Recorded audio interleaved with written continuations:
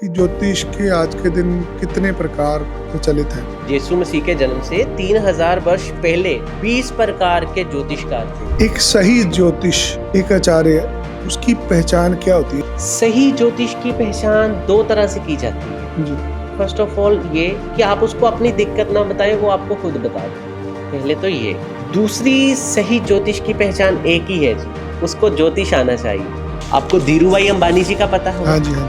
ये उनकी जन्म पत्रिका है। इनकी कुंडली में काल सर्प दोष था। ये पंडित जवाहरलाल नेहरू जी की कुंडली है। इनकी कुंडली में भी काल सर्प दोष था। ये है हमारे सचिन तेंदुलकर, इनकी कुंडली में भी काल सर्प दोष था। आपको पता है हमारे भारत में माता सरस्वती का भी किसी को नाम दिया गया है सरस्वती कि इनकी गले के जो कंठ है वो पूरे हैं। इतने महान लोगों की कुंडलियों में काल सर्प दोष था, कामयाब नहीं हुए थे, उन्होंने स्ट्रगल नहीं किया। क्या ज्योतिष भारत में ही लागू होता है कि भारत से बाहर भी लागू होता है? ज्योतिष को फॉरेन में भी देखा जाता है। 29 मार्च को गोचर हुआ है शनि का। हाँ जी। ठीक है जी। ये गोचर ना बहुत इम्पैक्ट डालने वाला है विदेश में। वर्ल्ड वॉर होने की संभावना है। बहुत सारे लोग जो विदेशों में रहते हैं जी, जिनके पास एग्जैक्ट कुंडली नहीं होती जी, उनके पास डेट ऑफ बर्थ नहीं है, टाइम नहीं पता, क्या इसके बिना भी हम वैदिक एस्ट्रोलॉजी कर सकते हैं? बिल्कुल कर सकते हैं। आज वैदिक एस्ट्रोलॉजर का कंपटीशन हो रहा है लाल किताब एस्ट्रोलॉजर के साथ। जी, कैसे देखते हैं आप उसको? देखिए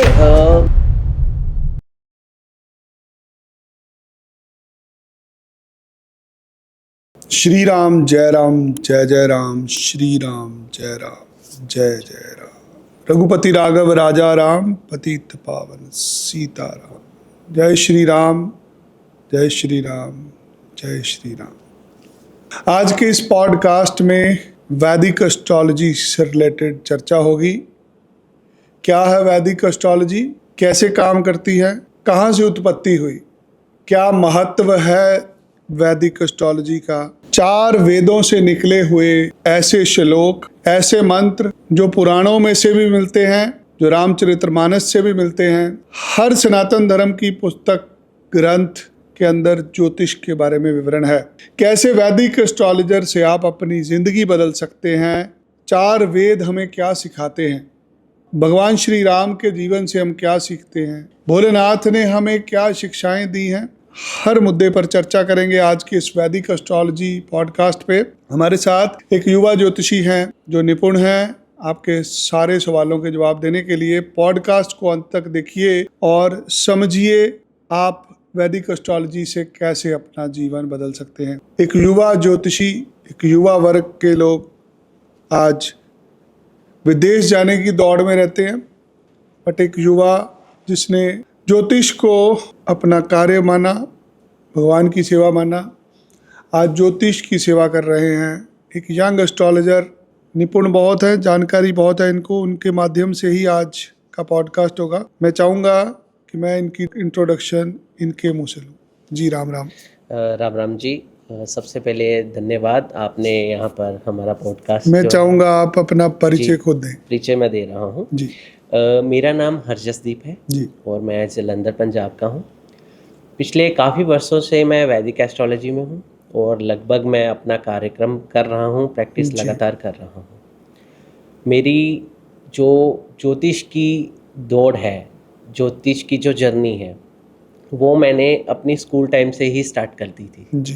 तो धीरे धीरे प्रभु की कृपा से अब चल रहे हैं, भविष्य में चलेंगे और मार्गदर्शन करेंगे और सही ज्योतिष का मार्गदर्शन करेंगे। आपका नाम?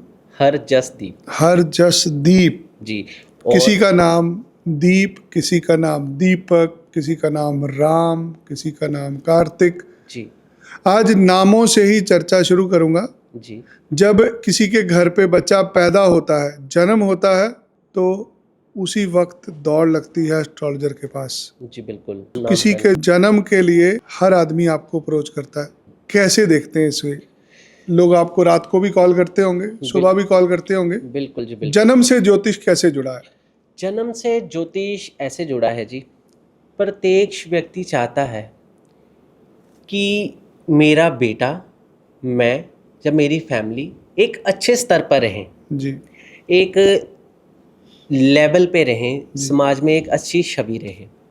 तो जब एक व्यक्ति का जन्म होता है, सबसे पहले जब जन्म लेता है व्यक्ति, जातक एक जन्म लेता है, उसके बाद तुरंत ज्योतिषियों के पास जाना पड़ता है जी कि इसकी नामकरण की विधि देखी जाए, कौन से नक्षत्र में है ये, जी हमारा बेटा कहीं गणमूल नक्षत्र में तो नहीं है, जी हमारे बेटे का कौन सा नक्षत्र है, इसका क्या भविष्य हो सकता है, और इसके अच्छे भविष्य के लिए हमें क्या क्या करना पड़ेगा। और दूसरी बात आती है नामकरण की। अब देखिए, आपने देखा होगा कि जिनका नाम लाइक कार्तिकेय, ठीक है, कार्तिक, गणेश, वासुकी, विनायक, ऐसे नाम होते हैं जो हमारे वैदिक सनातन धर्म से जुड़े हुए हैं। जी जो नाम ऐसे होते हैं, ऐसे जातकों के जो नाम रखे जाते हैं और जो स्पिरिचुअल लाइन में पहुंच जाते हैं, जी और स्पिरिचुअल लाइन के चलते चलते वो एक अच्छी ग्रोथ भी पकड़ते हैं। ठीक है जी। तो इसके चलते एक तो जातक का ध्यान इसलिए इस नामों की तरफ जाता है, और दूसरा बात ये होता है कि नाम से राशि देखी जाती है। जी कई व्यक्तियों को, जातकों को ये नहीं पता कि दो तरह की राशियां होती हैं, जी। एक होती है जन्म राशि और एक होती है नाम राशि। तो बहुत से जातक ऐसे करते हैं कि पंडित जी से नाम निकलवा लिया नक्षत्र से, तो व्यक्ति का नाम रख दिया और उसी राशि से ही चलते रहते हैं। तो यहाँ तक दौड़ होती है। लेकिन वास्तव में जब व्यक्ति के वैवाहिक जीवन की बात हो, जब व्यक्ति के कार्य की बात हो, कुछ भी अगर हमने देखना है वो जन्म राशि से देखा जाएगा। तो जब जन्म होता है जी वहाँ से एक इंसान की शुरुआत होती है। जी वहाँ पे ग्रहों को, नक्षत्रों को देख के आप उसकी पूजा बताते हैं, जी, आप उसका नामकरण करते हैं। बिल्कुल एक आदमी की शुरुआत, उसके जीवन की शुरुआत जन्म से होती है, और जन्म से ही ज्योतिष लागू हो जाता है उसकी ज्योतिष कुंडली। लागू हो जाता है, बिल्कुल जी। मैं ज्योतिष की बहुत सारी पद्धतियों को सुना है मैंने, तो मैं खुद बिलीव करता हूँ कि वैदिक एस्ट्रोलॉजी से ऊपर कोई एस्ट्रोलॉजी नहीं है। जी सो पहले तो आपके माध्यम से जानना चाहूँगा कि ज्योतिष के आज के दिन कितने प्रकार प्रचलित हैं। मैं आपको पूरा डिटेल में जी बताता हूँ। आज से अगर देखा जाए 2000 वर्ष पहले जी प्रभु यीशु मसीह का जन्म हुआ था। जी तो अगर हम माइनस करें तो 8350 कैलकुलेशन निकलेगी, या इसके समथिंग अराउंड निकलेगी। ठीक है जी।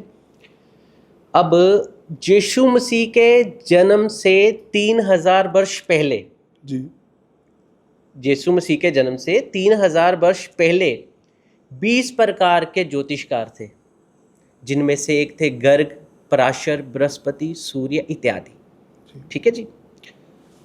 उन ज्योतिषियों से पहले जहाँ तक हमारी साइंस पहुंची है, क्योंकि मैं डिटेल में इसलिए बता रहा हूं कि वैदिक ज्योतिष क्या है ये सबको पता चले। जी जी उससे पहले जो मैंने अभी ज्योतिषकार बताए हैं, उनसे पहले 24,000 वर्ष पहले के समय को, जहाँ तक हमारी साइंस पहुंची हुई है, साइंस इस चीज़ को एक्सेप्ट करती है, 24,000 साल पहले के समय को वैदिक काल बोला गया है। वैदिक काल। जी। उस वैदिक काल में 4 वेदों की रचना हुई, 18 पुराणों की रचना हुई, ऋग्वेद, यजुर्वेद, अथर्ववेद और सामवेद। जी जो यजुर्वेद है उसमें ज्योतिष के रिलेटेड 36 श्लोक मिलते हैं, जो यजुर्वेद है। जो ऋग्वेद है उसमें 44 योग ज्योतिष के रिलेटेड मिलते हैं, जी और जो अथर्ववेद है उसमें 162 ज्योतिष के श्लोक मिलते हैं। जी ठीक है जी। ये हो गया वैदिक काल का समय, जहां पर वेदों की रचना हुई, और ये साइंस इस चीज को एक्सेप्ट इसीलिए हम करती है। कहते हैं वैदिक एस्ट्रोलॉजी, जी। क्योंकि वेदों से निकली वेदों हुई, से निकली हुई एस्ट्रोलॉजी, जो वेदों से निकली है। वेदों के अक्षरू भी बोला जाता है। जी ठीक है जी। ये वो चीज है जो मैं आपको वो बता रहा हूँ, जो साइंस एक्सेप्ट करती है कि यहाँ तक हम पहुंचे हैं। जी अब एक चीज और बताना चाहूंगा, यीशु मसीह का जब जन्म हुआ उससे 3000 साल पहले, 3000 साल पहले की बात करें, उस समय ज्योतिष लिखना शुरू हो गया था। लाइक नाड़ियों पे लिखना ज्योतिष को शुरू कर दिया गया था, मतलब लिखत में आना शुरू हो गया जी। था। अब इस सारे समय को अगर देखा जाए तो इसमें हमारी वैदिक ज्योतिषी निकल कर आती है। जी तो इस पर आप सभी को विश्वास करना चाहिए, और ये है वैदिक एस्ट्रोलॉजी। जी ये मैं साइंस जो एक्सेप्ट करती है वो मान रहा हूँ। जी। ठीक है जी, वो आप सभी को बता रहा हूँ। लेकिन वैदिक एस्ट्रोलॉजी इससे भी पहले की है, जी और जब जब ग्रहों की बात आती है, जब जब संतुलन की बात आती है, तब नवग्रह शामिल रहते हैं। सो नव ग्रहों का हमारी पूरी ज्योतिष में कुंडली के ऊपर असर पड़ता है। जी, नव ग्रहों से ही हमारा सारा जीवन चलता है। बिल्कुल। अब आपने पूछा था कि कितनियां प्रकृति हैं। जी, अब वैदिक एस्ट्रोलॉजी में भी 8 प्रकार का ज्योतिष है जी। वैदिक में भी 8 प्रकार है। जी, मैं बताता हूँ। गणित ज्योतिष, मुहूर्त ज्योतिष, स्कून ज्योतिष। स्कून ज्योतिष मैं आपको बताता हूँ।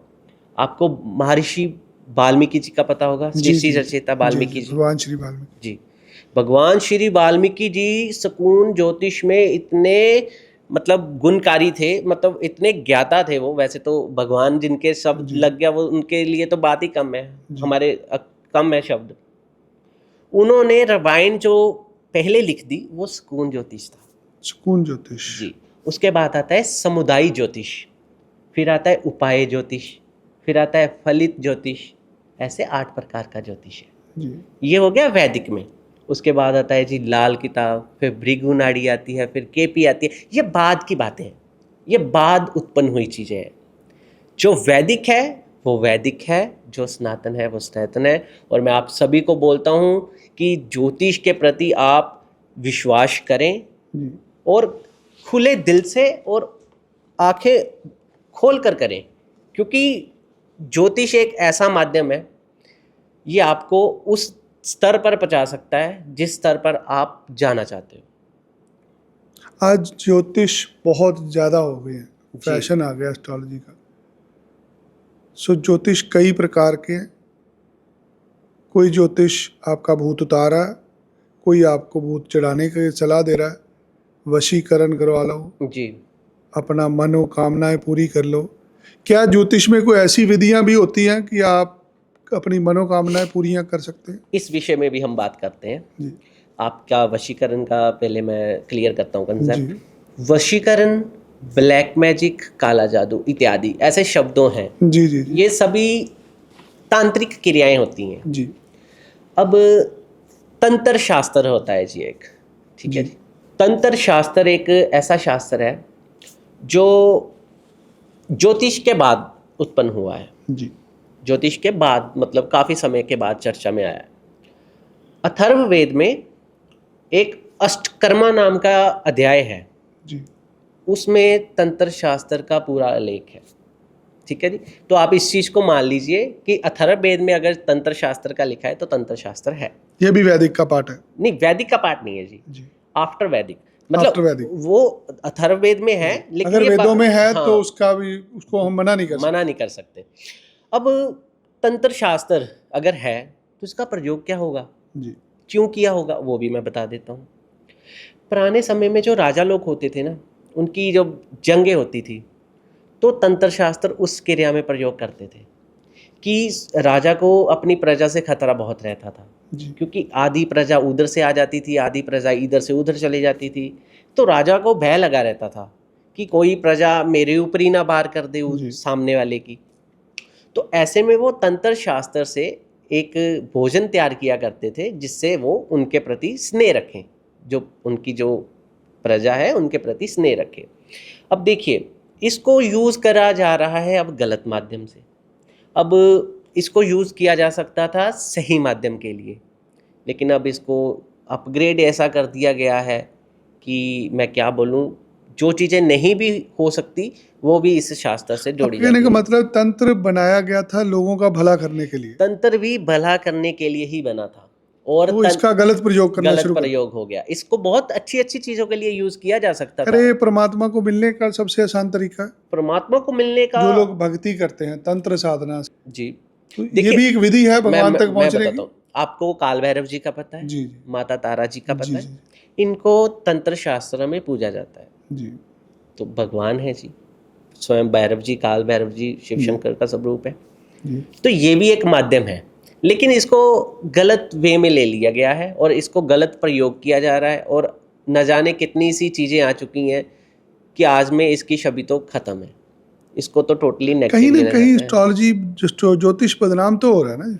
ज्योतिष बदनाम तो हो रहा है, इसमें कोई शक की बात नहीं, लेकिन जो सही ज्योतिष को मानते हैं वो तर भी रहे हैं, आगे भी बढ़ रहे हैं।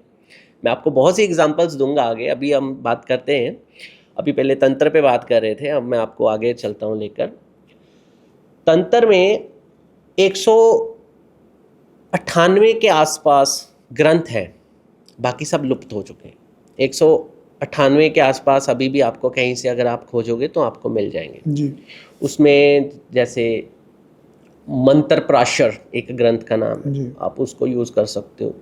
ये यूज़ करने का पर्पस, या बताने का पर्पस ये है कि उसकी डार्क रियलिटी जो है, इनसाइट उसके अंदर की जो बात है वो आप तक पहुंचे, आप जी उस चीज़ को पता करो, जहाँ आपको पता लगे कि हाँ ये है क्या वास्तव में। जी जी ठीक है जी। तो वशीकरण, ब्लैक मैजिक इत्यादि ये सब बातें हैं, गलत है। ठीक है जी। और कहीं ना कहीं तंत्र शास्त्र है, लेकिन उसका गलत प्रयोग किया जा रहा है। ठीक है जी। अब आप आगे बात करें। देखिए, एक सही ज्योतिष, एक आचार्य, उसकी पहचान क्या होती है ज्योतिषी की? सही ज्योतिष की पहचान दो तरह से की जाती है। जी सही ज्योतिषकार की पहचान फर्स्ट ऑफ ऑल ये कि आप उसको अपनी दिक्कत ना बताएं, वो आपको खुद बता दे। पहले तो ये। दूसरी सही ज्योतिष की पहचान एक ही है जी, उसको ज्योतिष आना चाहिए। उसको ज्योतिष से कमाना नहीं, उसको ज्योतिष आना चाहिए। ज्योतिष कैसे आना चाहिए? अब एक कुंडली होती है जी, सबको पता है जी, लगन कुंडली देखनी है, जी लेकिन मैं आपको कुछ एग्जांपल्स के साथ चीज़ें दिखाता हूँ। जी ये एक कुंडली है, मैंने किसी की बना रखी है। इसमें आप ये लगन चार्ट देख रहे हो, जी और ये है नमांश चार्ट। जी ठीक है जी। लेकिन एक जो सही ज्योतिषकार होता है, जी वो षोडश वर्ग कुंडलियां देखता है। उसमें चलित कुंडली भी आती है, डिविजनल चार्ट्स आते हैं, जी कुल 65 बनते हैं। जी तो जो व्यक्ति, जो ज्योतिषकार ये चीज़ें देखेगा, वो ही सही ज्योतिषकार है प्रभु।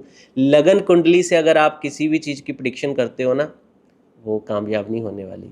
अगर हो भी गई तो नेक्स्ट टाइम नहीं हो। एक व्यक्ति की कुंडली में 65 कुंडलीज बन जाती हैं, जिसको हम बोलते हैं डिविजनल चार्ट, षोडश वर्ग कुंडलियाँ। तो हमें वो देखनी पड़ती हैं। सबसे बड़ी बात, किसी को पता नहीं होता है कि चलित कुंडली भी देखना होता है। जी चलित कुंडली में बेसिकली क्या होता है, मैं आपको बताता हूँ। ग्रह जो होते हैं, जो प्लैनेट होते हैं ना, जैसे लगन कुंडली में होते हैं, वहाँ से थोड़े खिसकते नजर आते हैं चलित में, जी तो चलित कुंडली भी इंपॉर्टेंट हो जाती है। तो ऐसे सारी कुंडलियों को मिलाकर ही प्रिडिक्शन की जाती है, और ऐसे ज्योतिषकार को आपको खोजना पड़ेगा, क्योंकि स्वयं कोई ज्योतिषकार नहीं बताएगा कि मैं इतना ज्ञाता हूँ, मैं ये चीज़ें देख सकता हूँ। वो वही कर पाएगा जिसको जानकारी है। एक सही पहचान क्या, लोग कैसे पहचाने ज्योतिषी को? वो ऐसे ही पहचानेंगे प्रभु, वो ऐसे ही पहचानेंगे, क्योंकि जब आप उनके पास जाओगे ना, वो आपको चीज़ें खोल कर रख देंगे। खोल कर रख देंगे मीन्स आपको ये बता देंगे कि इस समय में आपके साथ ये हुआ था, इस समय में आपके साथ ये चल रहा है। ठीक है जी। इस समय में आपके साथ ये चल रहा है। आप बहुत डिफरेंट एस्ट्रोलॉजर हैं। जी मैं बहुत सारे एस्ट्रोलॉजरों को मिला हूँ, लोगों को मिलता हूँ, देखते हैं हम लोग, सोशल मीडिया भी देखते हैं। जी एक एस्ट्रोलॉजर की पहचान होती है उसके हाथों से। जी उसके गले में चंद्रमा पड़ा हुआ है, त्रिशूल डाला हुआ, किसी जी ने मोटी मोटी मालाएं डाली हुई हैं, जी हाथ में सारी उंगलियों में नग ही नग करे हुए हैं।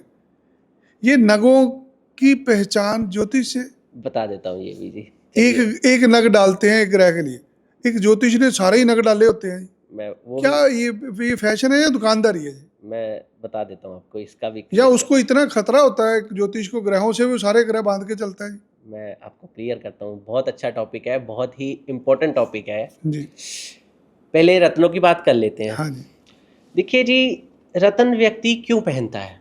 जी हमारी बॉडी में 5 एलिमेंट्स होते हैं। जी अब 5 एलिमेंट्स अगर हमको नीड हो, हमें कहाँ से मिलेंगे? कोई ऐसी वस्तु है जिसमें 5 एलिमेंट्स और होते हैं? डेफिनेटली है, जी जानवरों में पाए जाते हैं।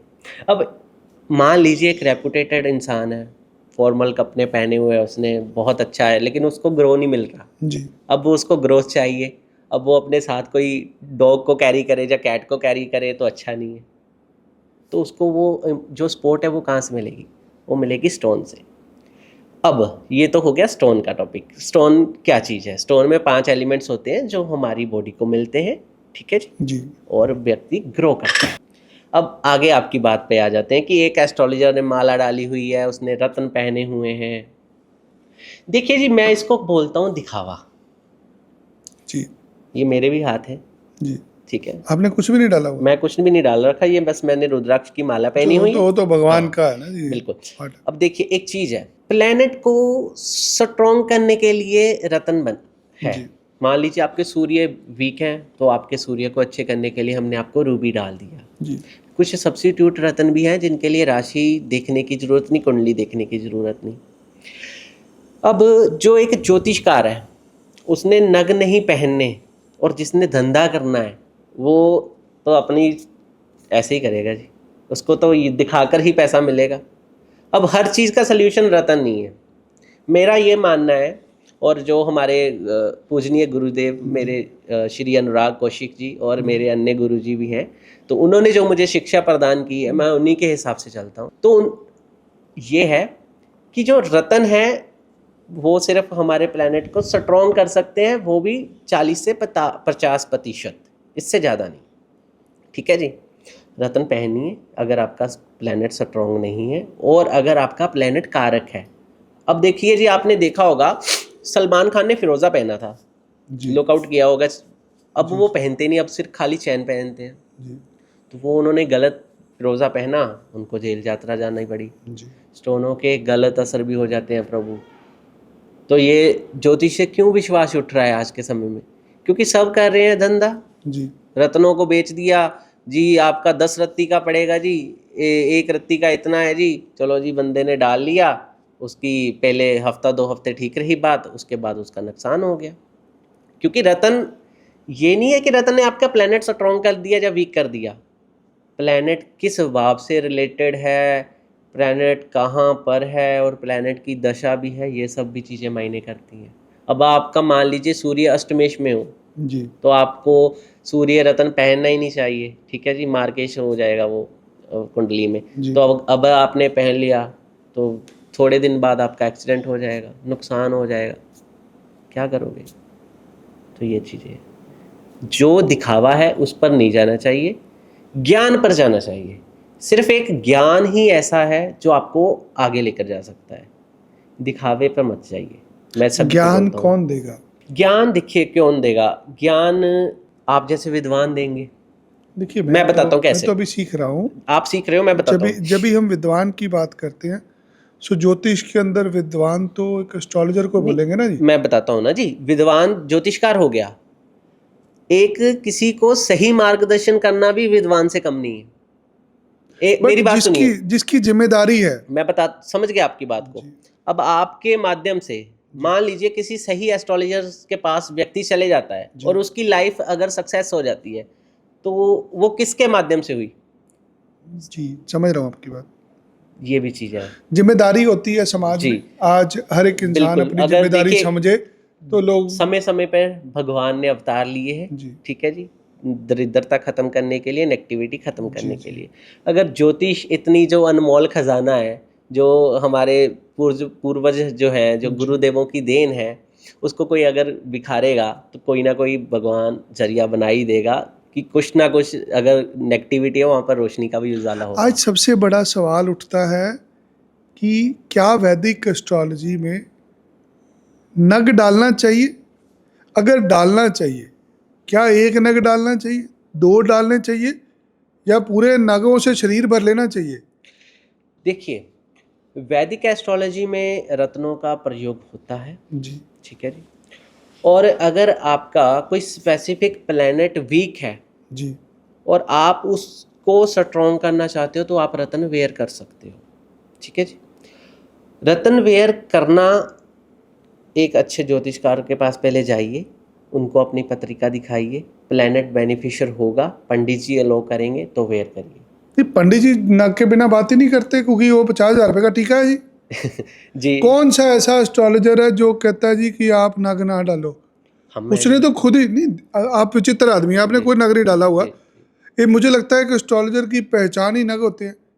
आप एक डाल लेंगे, 2 डालेंगे, एस्ट्रोलॉजर ने सारे ही नग डाले होते हैं जी। वो सारे नग डालने लाउड होते हैं किसी को? नहीं, ऐसा नहीं होता जी, ये अपने मन की बात होती है जी। अब देखिए, किसी को दिखावा करना पसंद होता है। अब नग मान लीजिए सब्स्टिट्यूट डाल ले, मान लीजिए एक एस्ट्रोलॉजर ने सुलेमानी हकीक डाल लिया, मचमनी डाल लिया, ठीक है जी, ऐसे रत्न होते हैं जो और भी मतलब हैं जिनके लिए कुंडली निर्धारित नहीं है देखना, तो वो व्यक्ति ने डाल लिए, वो डालेगा इसलिए क्योंकि सामने वाला क्वेश्चन पुट करता है, जी आपने क्यों नहीं वो पहना? इसलिए डालते हैं क्योंकि वो बेचने होते हैं। बिल्कुल एग्जैक्टली क्योंकि देखिए दुकानदार के पास अगर कुछ होगा दिखाने के लिए तभी बेचेगा वो। अब उस नगों की ब्रांडिंग कैसे होगी? पंडित जी आपने तो पहने नहीं है, हमें पहना रहे हो, तो पंडित जी ने पहने होंगे वो तभी आपको देंगे। एक चंडीगढ़ में महान पंडित जी हैं, जी आजकल बहुत फेमस हैं, वो नगों का व्यापार करते हैं। जी वो कह रहे मैं पंडित सिर्फ नगों का हूँ, तुम्हारी सारी प्रॉब्लम नगों से ही ठीक हो सकती है। एक मेरे दोस्त उनके पास चले गए, पंडित जी मेरी समस्या है, मुझे डलाइए नग। जी करे बेटा जी आपको ये नग डालना है, इतने रत्ती का डालना है। जी कहा ठीक है पंडित जी आप अपनी फीस लो, मैं ये रत्न लेके डाल दूंगा। करे नहीं नहीं ये नग आपको हमारे से खरीदना पड़ेगा। वो कह रहा पंडित जी आपसे क्यों खरीदना पड़ेगा, आपने मुझे अपनी कंसल्टेशन फीस ले ली, बिल्कुल अब आपने बता दिया ये नग मैं खरीद के डाल लूंगा। जी कह रहे नहीं ये नग आप हमें दोगे, हम उसका मुहूर्त निकाल के उस नग की पूजा करेंगे, उसको शुद्ध करके फिर हम आपको पहनाएंगे। वो कह जी रहा पंडित जी फिर आप वो नग कितने बजे मुहूर्त निकाल के आपने उसकी पूजा करनी हमें बता दो, हम 108 बार मंत्र पढ़ के पंडित जी से हम उसको शुद्ध करा लेंगे। कह रहे नहीं उसकी जो मुंदरी बनानी है, जो रिंग बनानी है उसका भी मुहूर्त निकलेगा, और जब वो मुहूर्त निकलेगा रिंग बनाने का, उसके ऊपर भी मंत्र पढ़े जाएंगे, फिर वो नग उसके अंदर फिट होगा। अगर ये आपको हमारे से खरीदना पड़ेगा, अदरवाइज ये वर्क नहीं करेगा। क्या ऐसे होता है? ये बिल्कुल बेबुनियादी बात है, ये बिल्कुल गलत बात है। तो जितने भी नग बेचे जाते हैं आज के दिन, वो इसी प्रकार ही बेचे जाते हैं। 50,000 से लाख रुपए का टीका हर आदमी को लग रहा है। बिल्कुल जी, ऐसे ही होता तो है। बदनाम तो ज्योतिष यहीं से हो रहा है बदनाम ना जी। ज्योतिष यहीं से हो रहा है, यही तो बात है ना जी। यही चीज़ हम चाहते हैं कि जातकों को पता चले। अब देखिए, जो नग होता है जैसे आपने रतन का बोला, उसको मंत्रित करना होता है। उसको मंत्रित जिस प्लेनेट का होगा उसके मंत्रोच्चारण से, गंगा जल से, पंचामृत से स्नान कर कर वो अमृत मतलब आमंत्रित हो जाता है। इससे ऊपर और कुछ नहीं होता है जी। ये किसी भी ब्राह्मण से करा सकते किसी हैं भी हम? ब्राह्मण से करा सकते हो, किसी भी ज्योतिषकार से। किसी ने भी मान लो- स्वयं आप करोगे तो आपको और अच्छा परिणाम अच्छा मिलेगा। खुद भी कर सकते हैं? खुद करोगे तो और अच्छा परिणाम ये मिलेगा। क्या विधि होती है इसकी? इसकी विधि ऐसे होती है, मान लीजिए एक सब्स्टिट्यूट ले रहे हैं हम, नीलम। नीलम शनि का रतन है जी। जी ओम प्राम प्रीम प्रोम से शनिचराय नमः। जी ये मंत्र हो गया शनिदेव जी का। आपने 108 बार किया, गंगा जल ले लिया, ठीक है जी। अब शनि का रत्न है, इसको सरसों में भी डालना पड़ेगा हमें। जी। सरसों के तेल में थोड़े समय के लिए रख लिया, निकाला, गंगा जल से स्नान किया। एक पंचामृत तैयार करना पड़ता जी। है, दही, दूध, शक्कर इत्यादि। पंचामृत तैयार करके रत्न को वॉश कर दिया, उसको निकाल लिया, गंगा जल से फिर स्नान कर कर सामने रखकर 108 बार मंत्रोच्चारण कर दीजिए, आपका रतन आमंत्रित है जी। और आपको मैं यहाँ तक बता देता हूँ, स्टोन के अंदर जो मैंने आपको पहले ही बताया कि 5 एलिमेंट्स होते हैं जो हमारी बॉडी को नीड होती है, ठीक है जी। और प्लैनेट, अब प्लैनेट क्या है जी? अब प्लैनेट है हमारे गैलेक्सी में ऊपर, ठीक है जी। अब प्लैनेट रेंस फेंकते हैं, अपनी रेंस आती है उनकी। रतन से अच्छा प्रार्थना है, प्रार्थना से अच्छा व्रत है। अगर आप रतन कहते हो ना कि रतन वहन कर लो, मैं कहता हूँ नहीं, आप व्रत रख लो। आप अगर प्लेनेट को प्रार्थना करोगे वो सुनते हैं, ये इनसे अच्छी है चीज़ें। आप व्रत रखो, आप कथा करो, आप उनके लिए मंत्रोच्चारण करो। मैंने आपको विधि रत्नों की बता दी है, बस इससे ऊपर और कुछ नहीं होता है। आजकल हर बंदे को पुखराज डलवाया जा रहा है। जी बिल्कुल। क्यों पुखराज ही क्यों? अल्टरनेटिव भी होता है पुखराज का? पुखराज का सुनहला अल्टरनेटिव होता है, ठीक है जी। सुनहला रत्न होता है पुखराज का अल्टरनेटिव। अब देखिए जी, वैदिक एस्ट्रोलॉजी में ना जो जुपिटर है, देवगुरु बृहस्पति, अगर मार्केश भी होंगे ना, जहां बैठे होंगे वहां से वो अमृत वर्षा करते हैं। सिर्फ एक ही प्लेनेट है ऐसे। अब इसीलिए बहुत ज़्यादा होता है कि व्यक्ति की लाइफ में ना अबंडेंस की कमी रहती है, सुख की कमी रहती है। तो एवरीवन सजेस्टेड पुखराज कि बंदा धार्मिक कार्यों में रुचि लगी रहेगी, मन की अवस्था बनी रहेगी, तो व्यक्ति की लाइफ में थोड़ा सा सुकून आएगा, तो इसी में वो जय जय करेगा। लेकिन ऐसा नहीं है। रतन डालो, पत्रिका दिखाकर डालो, अन्यथा नहीं डालो। इससे आपको नुकसान हो सकता है, और बहुत भारी नुकसान हो सकता है, जो आप एक्सपेक्ट नहीं कर सकते। अगर इसको मान लीजिए आपने गलत वे में डाल लिया रत्न, तो वो आपकी ज़िंदगी बनाएगा नहीं, बिगाड़ देगा। सो जितनी भी समस्याएं होती हैं जी, वो सारी समस्याएं रत्नों के बिना भी सॉल्व हो सकती हैं। मैं कहता हूँ जी 95% रत्नों के बिना ही होती हैं। फिर सारा का सारा ज्योतिष रत्नों के आसपास क्यों घूमता है जी? रत्नों के आसपास इसलिए घूमता है क्योंकि हर प्लेनेट के लिए एक बेनिफिशियल रत्न है। जैसे सूर्य के लिए रूबी, शनि के लिए नीलम, गुरु के लिए पुखराज, चंद्रमा के लिए मोती, ठीक है जी, शुक्र के इसीलिए लिए फिर उपल। दुकानदारी साथ में चलती है। दुकानदारी फिर चलती है, हर एस्ट्रोलॉजर की साथ के साथ एक रत्नों की दुकान भी होती है। दुकान भी होती है, आप मान सकते हैं इस चीज को। अब एक चीज मैं आपको और बताता हूँ, अमिताभ बच्चन जी हैं, जी वो नीलम वेयर करते हैं। जी अगर उनकी कुंडली में देखा जाए तो उनके शनि वीक है, इसीलिए पहनते हैं। जी तो अब उनको उनकी, अब मान लीजिए एग्जाम्पल के लिए मैं आपके सामने एक कुंडली लेता हूँ। ये मेष लग्न की कुंडली है, जी ठीक है जी।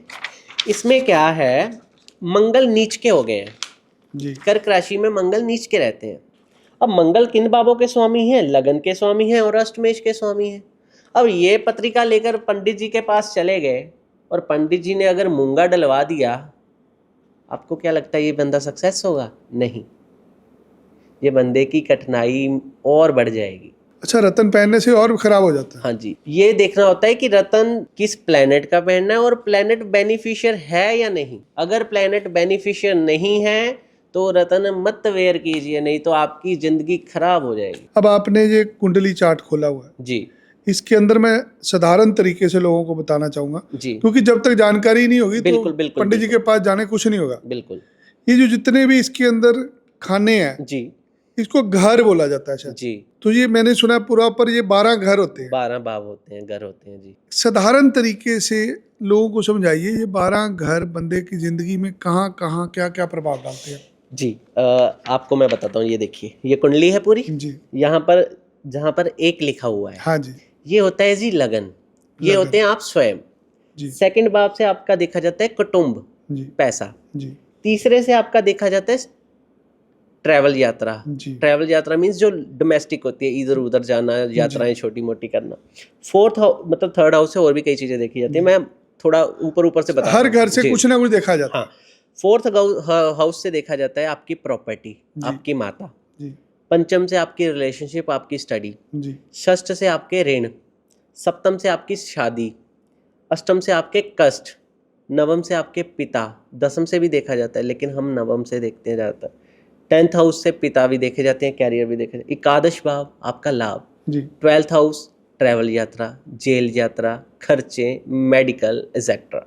अब ये जो 12 घर हैं, इसी के ऊपर सारा ज्योतिष बेचते हैं। इसी के ऊपर पूरा यही ज्योतिष वैदिक है। ज्योतिषी जाता है। यही वैदिक ज्योतिषी है। तो और इसमें हर घर के किसी ना किसी संदर्भ में उसकी व्याख्या है। जी सो पहला घर है वो आपका है, दूसरा घर आपके बच्चों का है, तीसरा, ऐसे कुल मिला के हर घर किसी न किसी को रिप्रेजेंट करता किसी न किसी चीज को रिप्रेजेंट करता है। और आपकी लाइफ के जितने भी पहलू हैं, है। जी जो आप एक्सपेक्ट करते हो जी। कि इस चीज का मुझे जवाब चाहिए, वो इन्हीं 12 बाब से मिलेंगे।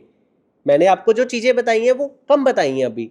एक हाउस से लगभग बहुत चीजें देखी जाती हैं। एक साधारण आदमी को अगर अपने बारे में कुछ जानना है, सबसे पहले उसको 12 घरों को समझना है, जी, फिर ये समझना है कि इसमें उसके ग्रह कहाँ पे हैं। ग्रह कहाँ पे है। तो ये टोटल 9 ग्रह होते हैं जिसको देखते हैं हम लोग। जी बिल्कुल, 9 ग्रह होते हैं और इसमें ऊंच नीच ग्रह भी देखा जाता है। जी कुछ प्लेनेट किसी राशि में ऊंच के माने जैसे हैं, जैसे मान लीजिए शनि तुला में ऊंच के हो जाते हैं, सूर्य तुला में नीच के हो जाते हैं। जो मंगल थे अभी कर्क में नीच के, मकर में ऊंच के, ऐसे प्लेनेट होते हैं, ऊंच नीच भी सो चलता 9 ग्रह जहाँ जहाँ पे जिस ग्रह की प्लेसमेंट है, है। जी उसके हिसाब से फिर उसकी गणना होगी। बिल्कुल। और उसके बाद की अगर बात करें, एक ये भी चीज देखनी होती है जो इम्पोर्टेंट रहती है बहुत। रतन वाली बात भी यहाँ पर हम कवर करेंगे थोड़ी सी आपकी। ये देखिए सन, ठीक है जी, 17 डिग्री पर जी जो प्लेनेट 14 से 17 डिग्री के बीच में होगा, जी वो आपको 110% रिजल्ट देगा। जी ठीक है जी। उसके बाद मून 2 डिग्री, जी ये हो गया जी पूर्वस्त। जी ग्रह की 4 तरह की सीमा होती हैं, पूर्वस्त, ठीक है जी, मिड, युवा और लास्ट में वो तो 25% ही रिजल्ट देता है जी। ठीक है। अब ऐसे प्लेनेटों की हमें डिग्रीज देखनी होती हैं। अब जिस प्लेनेट की डिग्री कम होगी जी हम उसका रत्न पहन सकते हैं। अब रत्न पहनने के लिए हमें प्लेनेट भी देखना पड़ेगा कि प्लेनेट हमारा बेनिफिशियर है या नहीं। ठीक है जी। अब मान लीजिए कि यहाँ पर चंद्र 2 डिग्री पर है, जी। तो हमें इनका रत्न पहनने की जरूरत है। ठीक है जी। जिसकी डिग्री कम है हाँ जी, उसका रत्न पहनना उसका पड़ेगा। रत्न पहनना पड़ेगा। अब चंद्र हमारे खराब हो और हम रत्न पहन लें तो हमारी लाइफ स्पॉइल, क्योंकि मन के कारक है, मन परेशान रहेगा। अब देखिए 17 डिग्री पर हमारे सूर्य थे, जी इनका रत्न पहनने की जरूरत ही नहीं, ये ऑलरेडी बहुत अच्छी अवस्था में है। जो प्लेनेट अच्छी अवस्था में हो उसका रत्न पहनना नहीं चाहिए, ये भी बात है। आप अगर उसका रत्न पहनते हो वो व्यर्थ है, क्योंकि वो काम उतना ही करेंगे जितना कर रहे हैं। अभी हमने डिस्कस किया कि किसी ग्रह की किसी ना किसी घर के अंदर प्लेसमेंट है, उसी से उसकी गणना होगी। जी ऐसे इसके अंदर दशाएं भी होती हैं। बिल्कुल, नक्षत्र से दशाएं हम निकालते हैं स्टार्टिंग से, उसके बाद सो दशाएं बंदे की जिंदगी में क्या प्रभाव डालती मैं है? बता देता हूँ। मान लीजिए मेष लग्न की पत्रिका है हमारे जी। पास, ठीक है जी।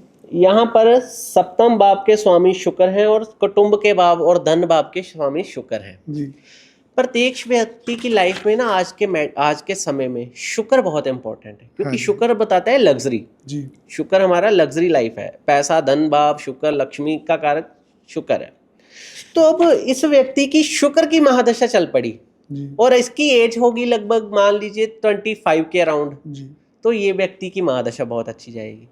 और अगर इसी व्यक्ति की मंगल की दशा चल पड़ी तो 50% व्यक्ति खुश रहेगा, 50% दुखी रहेगा।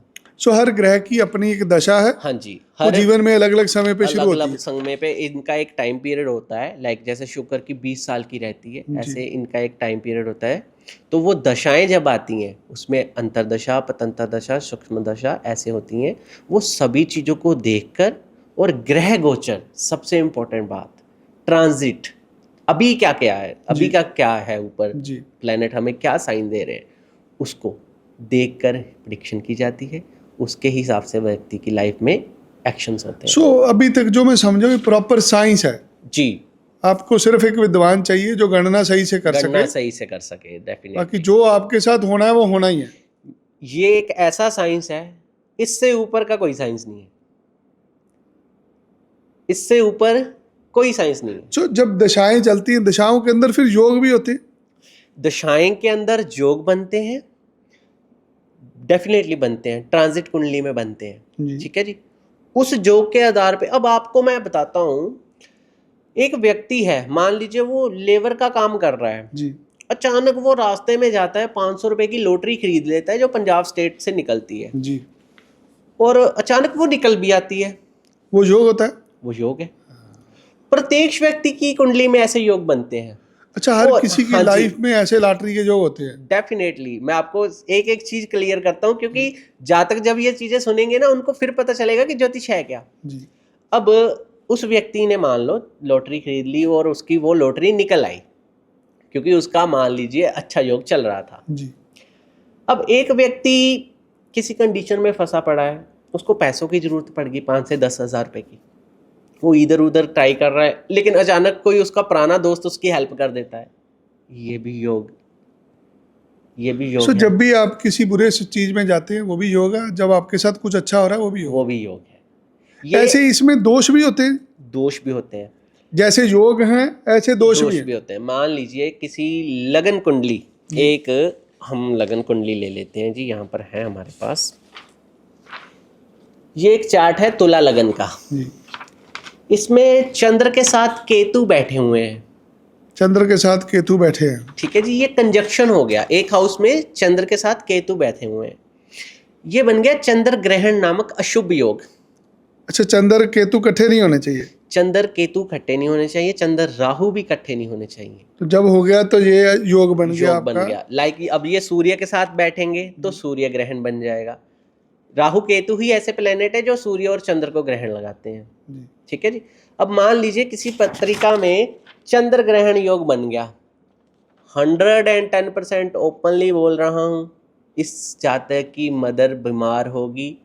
ठीक है जी, या ये एंजाइटी से जूझ रहा होगा, और जहाँ इसका पूरा परिवार एंजाइटी से जूझ रहा होगा। जे मैं जो जहाँ का शब्द यूज किया है ना, वो इसलिए किया है कि सम टाइम तीनों ही जूझ रहे होते हैं उस चीज से। ये जो योग है ना, बैठा ग्रह है आपके साथ, हाँ जी, और प्रॉब्लम आपके माता जी को हो रही है। माता जी को है। और ऐसे जातक देखे गए हैं कि मन से हमेशा परेशान रहते हैं। इनके साथ अगर अच्छा भी हो रहा हो ना, इनको लगता है भगवान ने हमारे साथ बुरा कर दिया। अच्छा, कुछ ऐसे दोष बहुत मशहूर होते हैं, जैसे काल सर्प दोष होता है, ये क्या होता है जी? इसकी भी हम बात कर लेते हैं जी। बेसिकली क्या है काल सर्प दोष, पहले मैं बता देता हूँ कैसे बनता जी, है, होता इसकी है। रियलिटी मैं आपको बताता हूँ। जब राहु और केतु के अंतर्गत जी। सभी प्लेनेट आ जाते हैं ना जी, जी। तब काल सर्प दोष बनता है। इसको 12 तरह का बनाया गया है, लाइक वासुकी, शंखचूर, शंखपाल, पदम, महापदम, ठीक है, एग्जेट्रा, बट शेषनाग, ये जितने भी तक्षक। प्रकार होते हैं, ये सारे डरावने क्यों होते हैं? मैं वही बता रहा हूँ, इसकी रियलिटी आपको आज एक्सप्लेन कर दूंगा कि जातकों को भी पता चल जाए। जी। अब ये बनता कैसे आपको मैंने बता दिया। जी। राहु और केतु के अंतर्गत जब 9 प्लेनेट हमारे बाकी के प्लेनेट आ गए तो ये योग क्रिएट हो जाता है। अब इस योग से बहुत डराया जाता है। इस योग से बंदा तरक्की नहीं कर पाएगा जी, जी। इस योग से बंदा आगे नहीं निकल पाएगा, आपको पूजा करवानी पड़ेगी, 2.5-3 लाख रुपए की पूजा है। हाँ। अब बंदा रिक्शा चला रहा है, उसकी कुंडली में अगर काल सर्प दोष है तो वो 2.5 लाख की कहाँ से पूजा कराए? ठीक है ना जी। तो ऐसी मल्टीपल ऑप्शंस हैं, मल्टीपल कुंडलीज हैं। मैंने आज तक लगभग 40-45 हज़ार कुंडलियाँ देख चुका हूँ मैं अपनी लाइफ में, अभी तक एक्सपीरियंस कर चुका हूँ, और उसमें मुझे बहुत सी कुंडलियाँ ऐसी मिली है। मामूली सी बात है, ये काल सर्प दोष आ ही जाता है। ठीक है जी। अब मैं आपको कुछ और एग्जांपल्स के साथ बताता हूँ कुछ चीज़ें जो आपको बहुत अच्छी लगेंगी और हमारे जातकों को भी बहुत अच्छी लगेंगी। आपको धीरू भाई अंबानी जी का पता होगा? हाँ जी, हाँ जी। ये उनकी जन्म पत्रिका है। अच्छा, धीरू भाई की जन्म पत्रिका। ठीक है जी। इनकी कुंडली में काल सर्प दोष था। अच्छा। ये आपको लगता है कि किसी एंगल से रह गए होंगे अपनी लाइफ में पीछे? नो, इन्होंने मेहनत की, स्ट्रगल किया और कामयाब हुए। इन्होंने ठीक है पूजा भी कराई, रतन भी डाले? नो, धीरू भाई ने कोई नग नहीं डाले? नहीं। अब आगे चलते हैं जी, एग्जाम्पल्स आपको देता रहूंगा कि जातकों को भी पता चले मैं कि है देखना क्या। चाहूंगा धीरू भाई की कुंडली लो। के बारे में, क्योंकि जी। लोगों के लिए बहुत महत्वपूर्ण होगी। जी। एक ऐसा इंसान जिसने इनकी अपनी जिंदगी खुद बनाई। ये है धनु लगन की कुंडली। जी। इनके लगन में सूर्य है। सूर्य क्या रिप्रेजेंट करता है? सूर्य है रॉयल, राजा, ग्रहों का भी राजा है, और जिसकी कुंडली में ये सूर्य अच्छा होता है ना, वो राजा की तरह जीना पसंद बट करता धीरू है। भाई ने अपनी जिंदगी खुद बनाई, हाँ जी, क्या ग्रहों का भी योगदान था उनकी बिल्कुल जिंदगी में? ग्रहों का ही योगदान था। प्रत्येक व्यक्ति की लाइफ अगर बिगड़ती है और बनती है, ग्रहों के चलते बनती है। अगर धीरू भाई के कुंडली की बात करें, किसी के ये कुंडली के दोष, कुंडली का ये योग होगा, तो वो भी बंदा इन्हीं के तरह चमकेगा। डेफिनेटली चमकेगा। वो भी बता देता हूँ कैसे। इस मान विषय- लीजिए एक रिक्शे वाला है, रिक्शा जी। चालक है, उसकी कुंडली भी धीरू भाई मान की कुंडली लीजिए- से मेल खाती है, मैंने समझ तो गया। वो भी रिलायंस बन जाएगा। मैं समझ गया। मान लीजिए सेम एज इट कुंडली एक रिक्शे वाले की है। जी। जी। ठीक है जी।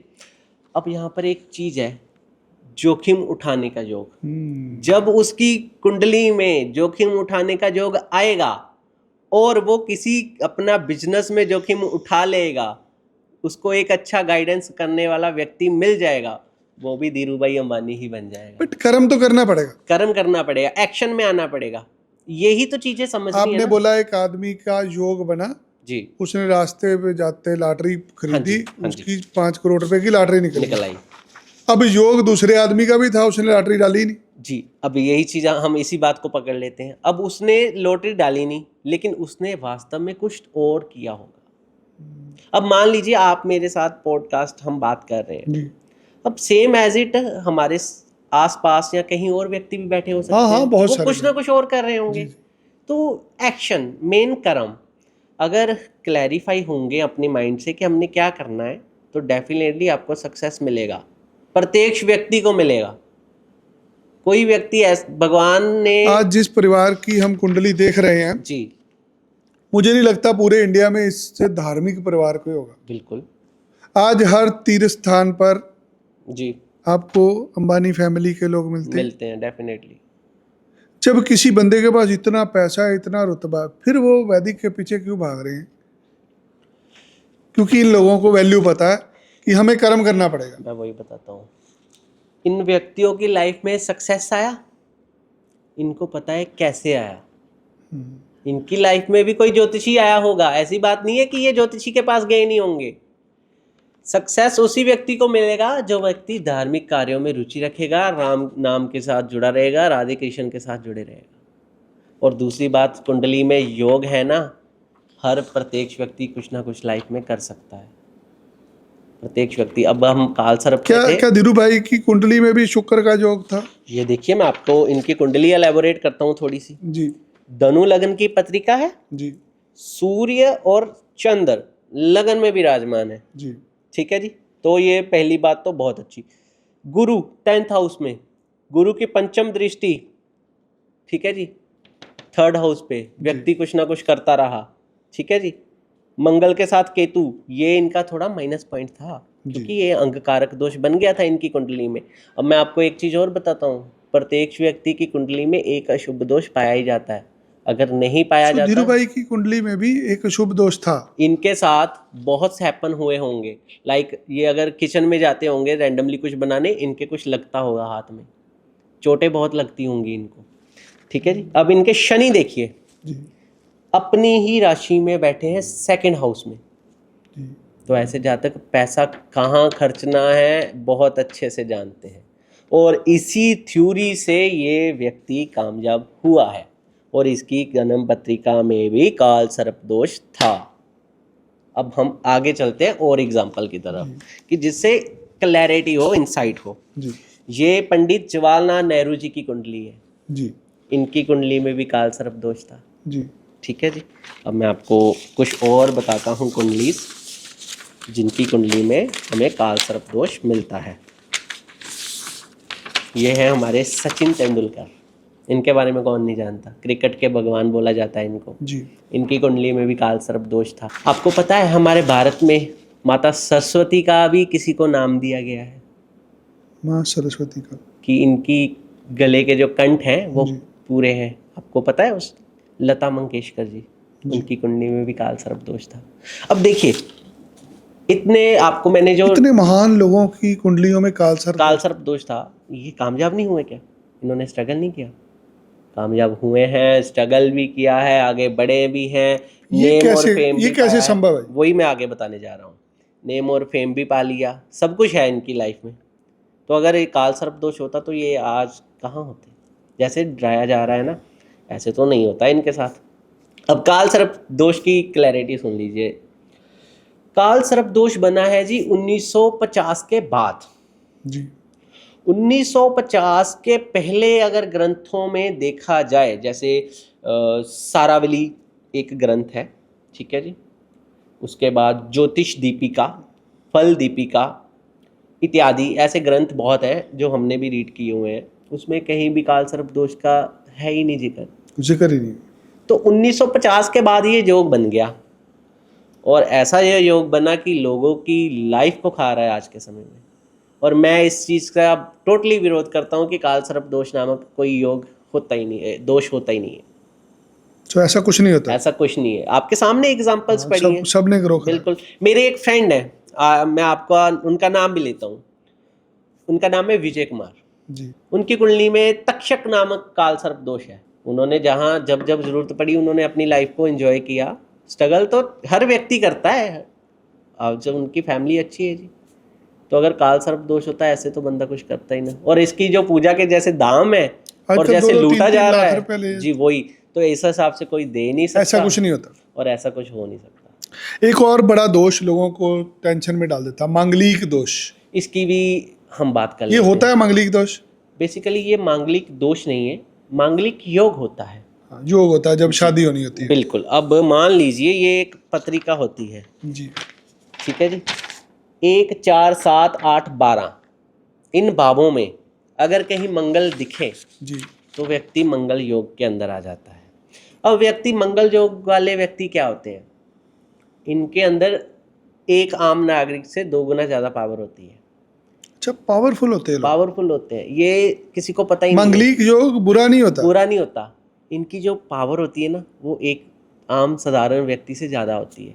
1 4 7 8 12 में अगर किसी के मंगल आ जाए, मंगल है तो मंगलिक योग है उसका, योग है, दोष नहीं है। और ये अच्छा होता है। अच्छा होता है। मैं बताता हूँ इसकी रियलिटी, ये गलत बताया जा रहा है। मैं खुद इस चीज़ को फेस कर चुका हूँ कि बहुत सी शादियां ना इस योग के चलते नहीं हो रही, और वो नुकसान अपना लोगों को करवा लगता रहे है हैं। करेंगे, शादी करेंगे शायद मृत्यु हो जाएगी। बिल्कुल। एक मेरे क्लाइंट हैं, उनके पास एक थोड़े दिन रिश्ता आया, वो व्यक्ति मंगलिक योग था उसकी कुंडली में, तो उन्होंने मना कर दिया। मैंने अलो किया उनको कि आप करिए, निश्चित रहिए, कुछ नहीं होगा, बहुत अच्छी कटेगी आपकी। जी। लेकिन उन्होंने मना कर दिया कि हम मांगलिक योग में शादी नहीं करेंगे। इतना भय बना कर रखा है इस योग का, और इस योग को दोष बना कर रखा हुआ है। अब एक व्यक्ति के समान ज़्यादा पावर होती है इनमें, जी। ज़्यादा गुस्सा करेंगे, जी। अगर किसी काम को पकड़ लिया कर छोड़ेंगे। तो ऐसे जो व्यक्ति जो हमारे विद्वान थे, देखिए ज्योतिष जो है ना, जिन्होंने ज्योतिष को रच दिया वो बहुत पहुंचे हुए थे। उनको पता था कि ऐसे व्यक्ति के सामने अगर एक साधारण सा व्यक्ति आ जाए तो वो तो मर जाएगा, वो तो मरने की नौबत पे आ जाएगा। तो उन्होंने बोला माइनस माइनस प्लस, कि इसको मंगल को मंगल वाले के साथ ही रखेंगे तो ही इनकी कटेगी। अच्छा, सो गुस्से वाले जैसा वो इंसान के आदमी साथ है गुस्से उसकी वाला। शादी वैसे बंदे से ही करनी है, हाँ, तो ही वो उसका जीवन ठीक चलेगा। बिल्कुल। इसीलिए मंगलिक वाले लोगों को मंगलिक ही ढूंढना पड़ता है। हाँ जी, और ये बोलना बिल्कुल, मैं कहता हूँ कि जो बोलते हैं ना कि मंगलिक से बिना अगर शादी करते हैं तो मर जाते हैं व्यक्ति, या ऐसे हो जाते हैं, बहुत चीज़ें हैं। मैं तो कहता हूँ कि ज्योतिष को गलत यूज़ कर रहे हैं। देखिए, पावरफुल इंसान है, जी, आप उसको पावरफुल से मिलाएंगे तो ही उसका कुछ बनेगा ना। बनेगा, बिल्कुल। आपने एक पावरफुल इंसान को एक नॉर्मल इंसान से मिला दिए तो उनकी कटेगी नहीं। अब एक चीज़ और है, यहाँ पर ज्योतिष का ही सूत्र लागू होता है। मान लीजिए किसी का मूल नक्षत्र है, जी। मूल नक्षत्र बहुत गुस्से वाला होता है, और उसके पंचम में एकादश में मंगल आ गए, जी। ठीक है, ये मंगली के योग का सूत्र खत्म हो गया, जी। लेकिन मूल नक्षत्र और एकादश में मंगल आ गए। जी। ऐसा जातक भी खतरनाक होता है। अब ऐसे जातक की भी उससे शादी करवा सकते हैं, कोई दिक्कत वाली बात नहीं है। और ऐसी मैनी मैनी एग्जाम्पल्स हैं जो नॉन मंगलिक के साथ शादी बहुत अच्छी कट रही है। हो सकता है कि हम कभी कभी बात करते हैं और हम स्वयं की कुंडलीज भी नहीं देखते, मतलब कोई सडनली हमारे पास आता है, वो पहले ही बोलता है। आपके कहने का मतलब ये दोष नहीं है, ये योग ये है, योग है, इसको और इसका फायदा ही होता है कि इसका नुकसान होता है। इसका फायदा ही है जी। जिसकी कुंडली में ये होगा, बस उसको एक ही निर्देश है कि आप पुलिस की तरफ, फौज की तरफ, जहाँ सुरक्षा की तरफ, ऐसी चीज़ों की तरफ पड़ जाइए, आपकी लाइफ ही बहुत अच्छी है। अब लड़कियां देखिए हमारे देश में कितनी आगे बढ़ रही हैं, लड़के कितने आगे बढ़ रहे हैं, और जिनके मंगल अच्छे हैं ना, वही हमारी फौज में है, वही लड़कियां हमारी पुलिस में है। रिसर्च करवा कर देख लीजिएगा, जितने पुलिस ऑफिसर होंगे उनका मंगल स्ट्रांग होगा। मंगल स्ट्रॉन्ग होगा, सूर्य स्ट्रॉन्ग होगा। लक्ष्मी नारायण योग होता है जी, ये क्या होता लक्ष्मी नारायण योग, ये बहुत अच्छा योग है है? जी। इसकी मैं आपको क्लैरिटी बताता हूँ। ये देखिए, जब शुक्र और बुध कंजक्शन में हो, अब शुक्र क्या है? शुक्र है लक्ष्मी, जी। और बुध क्या है? नारायण। तो ये जब कंजक्शन में हो और अपनी ही मित्र की राशि में हो या अपनी ही राशि में हो, लाइक जैसे शुक्र की राशि तुला हो गई, वृषभ हो गई, जी। मिथुन होगी, कन्या होगी, ऐसे में हो, और त्रिकोण में हो, जी। ठीक है जी, या केंद्र में हो या लगन में हो, तो लक्ष्मी नारायण योग बनता है। ऐसे जातकों के पास लक्ष्मी रहती ही रहती है, रहती ही रहती है। जो बंदा शुरू से ही, बचपन से ही विद्वान है, पैसे वाला है, जी, उसका योग होता है। उसका योग होता है। और ऐसे जातक ना देखा गया है कि प्रभु की कृपा से उसी घर में आएंगे जिस घर में पहले ही बहुत बरकत रहती है। अगले योग पे चलते हैं। अगला होता है विदेश यात्रा। इसका भी योग होता है। बहुत इंपॉर्टेंट टॉपिक है। विदेश यात्रा का जो योग होता है बुरा होता है, सही होता है? मैं आपको इस चीज़ की ना क्लैरिटी देता हूँ। क्योंकि लोगों को अभी मेरे विदेश यात्रा हो नहीं रही। मैं जहाँ तक समझता हूँ विदेश यात्रा बुरा होता है। आप अपने माँ बाप, भाई बहन सबको छोड़ के जा रहे हो, समझने के ऊपर डिपेंड करता है। मैं बताता हूँ इस चीज़ की भी रियलिटी। पहली बात तो विदेश, जी। मैं कहता हूँ प्रत्येक व्यक्ति विदेश जा सकता है। जी। प्रत्येक व्यक्ति, एक रिक्शे वाला भी जा सकता है, कोई भी जा सकता है। ठीक है जी। पहली बात तो इसको क्लियर कर दो। जी। विदेश में रहना ये योग है, विदेश में सेटलमेंट होगी। हाँ ये योग है। अब देखिए, हमारे बहुत से ऐसे राज्य हैं जहाँ से ट्रांजिट होकर व्यक्ति इधर आता है, काम करता है, जी ठीक है। तो हमारा एक कर्म है, जी और अगर हम अपने कर्म के लिए किसी चीज़ को कर रहे हैं, अगर हमारे कर्म से हमारा परिवार चलेगा, अगर हमारे कर्म से हम अपना कार्यक्रम चलाएंगे, अपनी नीड्स पूरी करेंगे, तो वो कहाँ से गलत हो गया? वेदों में भी लिखा है कर्म मस्ट है। जी तो विदेश जाना अच्छी बात है, कर्म करना अच्छी बात है, विदेश में सेटल होना अच्छी बात है। अब ये योग कैसे बनता है आपको मैं बताऊं। कई व्यक्तियों की कुंडली में विदेश यात्रा नहीं होती। लाइक मैं आपको एक कुंडली दिखाता हूँ। विदेश यात्रा होती नहीं। हाँ जी, मैं बताता हूँ। ये है तुला लगन की पत्रिका, जी ठीक है जी। लगन चार्ट में तुला लगन है ये। जी इस व्यक्ति की अगर कुंडली देखें ना आप, इसमें लक्ष्मी नारायण योग भी बन रहा है, मंगल भी बहुत अच्छी प्लेसमेंट में है, राहु नवम में है, सूर्य गुरु की अष्टम में युति है। ये हालांकि थोड़ी खराब है लेकिन ये चलेगी। ये टोटली इसकी कुंडली में फॉरेन के योग हैं। ये व्यक्ति फ्लाइट में भी घूमा है, प्लेन में भी घूमा है। इसने लगभग 10 से 15 यात्राएं प्लेन में की हैं। क्योंकि जो मैं आपको ये कुंडली दिखा रहा हूँ ना, ये मैं अपने कस्टमर की दिखा रहा हूँ जी जी कि कल को कोई आकर मेरे से पूछे तो मैं क्लैरिफाई कर दूं कि आप बात कर सकते हो। ठीक है, मैं जानता हूँ लोगों को। ठीक है जी। तो 10 से 15 बार ये जहाज में अपनी ट्रैवल यात्रा कर चुका है, लेकिन ये पहुंच नहीं पाया, विदेश जा नहीं पाया, योग होने के बावजूद सेटल नहीं हो पाया वहाँ। हाँ। अब ये एक पत्रिका है मेष लगन की। इसकी कुंडली में योग कम बनते हैं, लेकिन इसका दुबई में कारोबार है, ठीक है जी। दुबई में कारोबार है, दुबई में ट्रेडिंग का विदेश, कारोबार करते जी। हैं। अब इस विषय पे बात करते हैं। जी विदेश में सेटलमेंट होने के लिए हमें बहुत सी चीज़ें देखनी पड़ती हैं। ये नहीं लगन देख लिया, 9th हाउस देख लिया और 12th हाउस देख लिया, दशा देख ली। जी अगर इन चीज़ों से आप देखोगे विदेश यात्रा, तो मैं कहता हूँ आप कहीं ना कहीं धोखा खा जाओगे। जी 64 वर्ग कुंडलियों में से D30, D9, D1 और गोचर का सूत्र, जी सूत्र किसी को कम मालूम होता है। जो ज्योतिषियों ने एडवांस स्टडी की होती है ना जी, जो प्रोफेशनल एक एस्ट्रोलॉजर होते हैं, उनको सूत्र मिलते हैं, वो भी अगर गुरुदेव का आशीर्वाद हो तब, जी ठीक है जी। तो वो सूत्र लगेगा, सूत्र इम्प्लीमेंट हम करेंगे, उससे साफ क्लियर पता चल जाता है कि ये बंदा विदेश में रह पाएगा या नहीं। विदेश जाने की बात अगर होगी तो हम यस बोलेंगे, क्योंकि प्रत्येक व्यक्ति विदेश जा सकता है, बस पैसे होने चाहिए। जाने और सेटल होने में फर्क है डेफिनेटली, ये चीज़ है। और एक चीज़ यहाँ पर और बताना चाहता हूँ। अब व्यक्ति ने मान लीजिए जी 17-18 लाख रुपए लगाकर कनाडा चला गया, जी लेकिन उसकी डेस्टिनी जो थी, जो उसका काम था कहीं और बनना था, वो वहाँ से वापस आ गया और फिर आकर वो कोसता है विदेश में बनी नहीं बात हमारी। ऐसे जातक अगर होंगे तो मैं उनको क्लियरली बोलूँगा कि अपनी कुंडली को एक बार अच्छे से एनालाइज करवा लें, जी क्योंकि अब ज्योतिष इतना एडवांस हो चुका है ना जी, हम उसमें कंट्रीज को भी स्पेसिफिक बता सकते हैं कि आपके लिए ये कंट्री कौन सी कंट्री में सेटल होगा पहले से तय नहीं है जी, तय नहीं बोल सकते। देखा जा सकता है कि देखा जा इसका सकता कहाँ पे जाके सेटलमेंट हाँ, हो सकती है। किस दिशा में हो सकती है, कौन सी स्पेसिफिक कंट्रीज हैं जो इनको अलोबिलिटी देती हैं, इनके स्टार वहाँ पर मैच करते हैं जी, तो उसमें वो चीज़ हो सकती है। आजकल एक ही ग्रह फेमस है, शनि, और हर आदमी शनि की 7.5, शनि ढैया। जी मैं चाहूँगा खुल के बात हो इस चर्चे पे, ये क्या होता है समय, और हर आदमी के लिए बुरा होता है क्या जी? देखिए जी, जो शनि है ना, अगर तारने पे आ जाए जी ये एक लेबर वाले व्यक्ति को राजा बना देता है, और अगर बने बनाए को बिगाड़ने पे आ जाए राजे को ईंटें चकाने के लिए भी मजबूर कर जी देता है।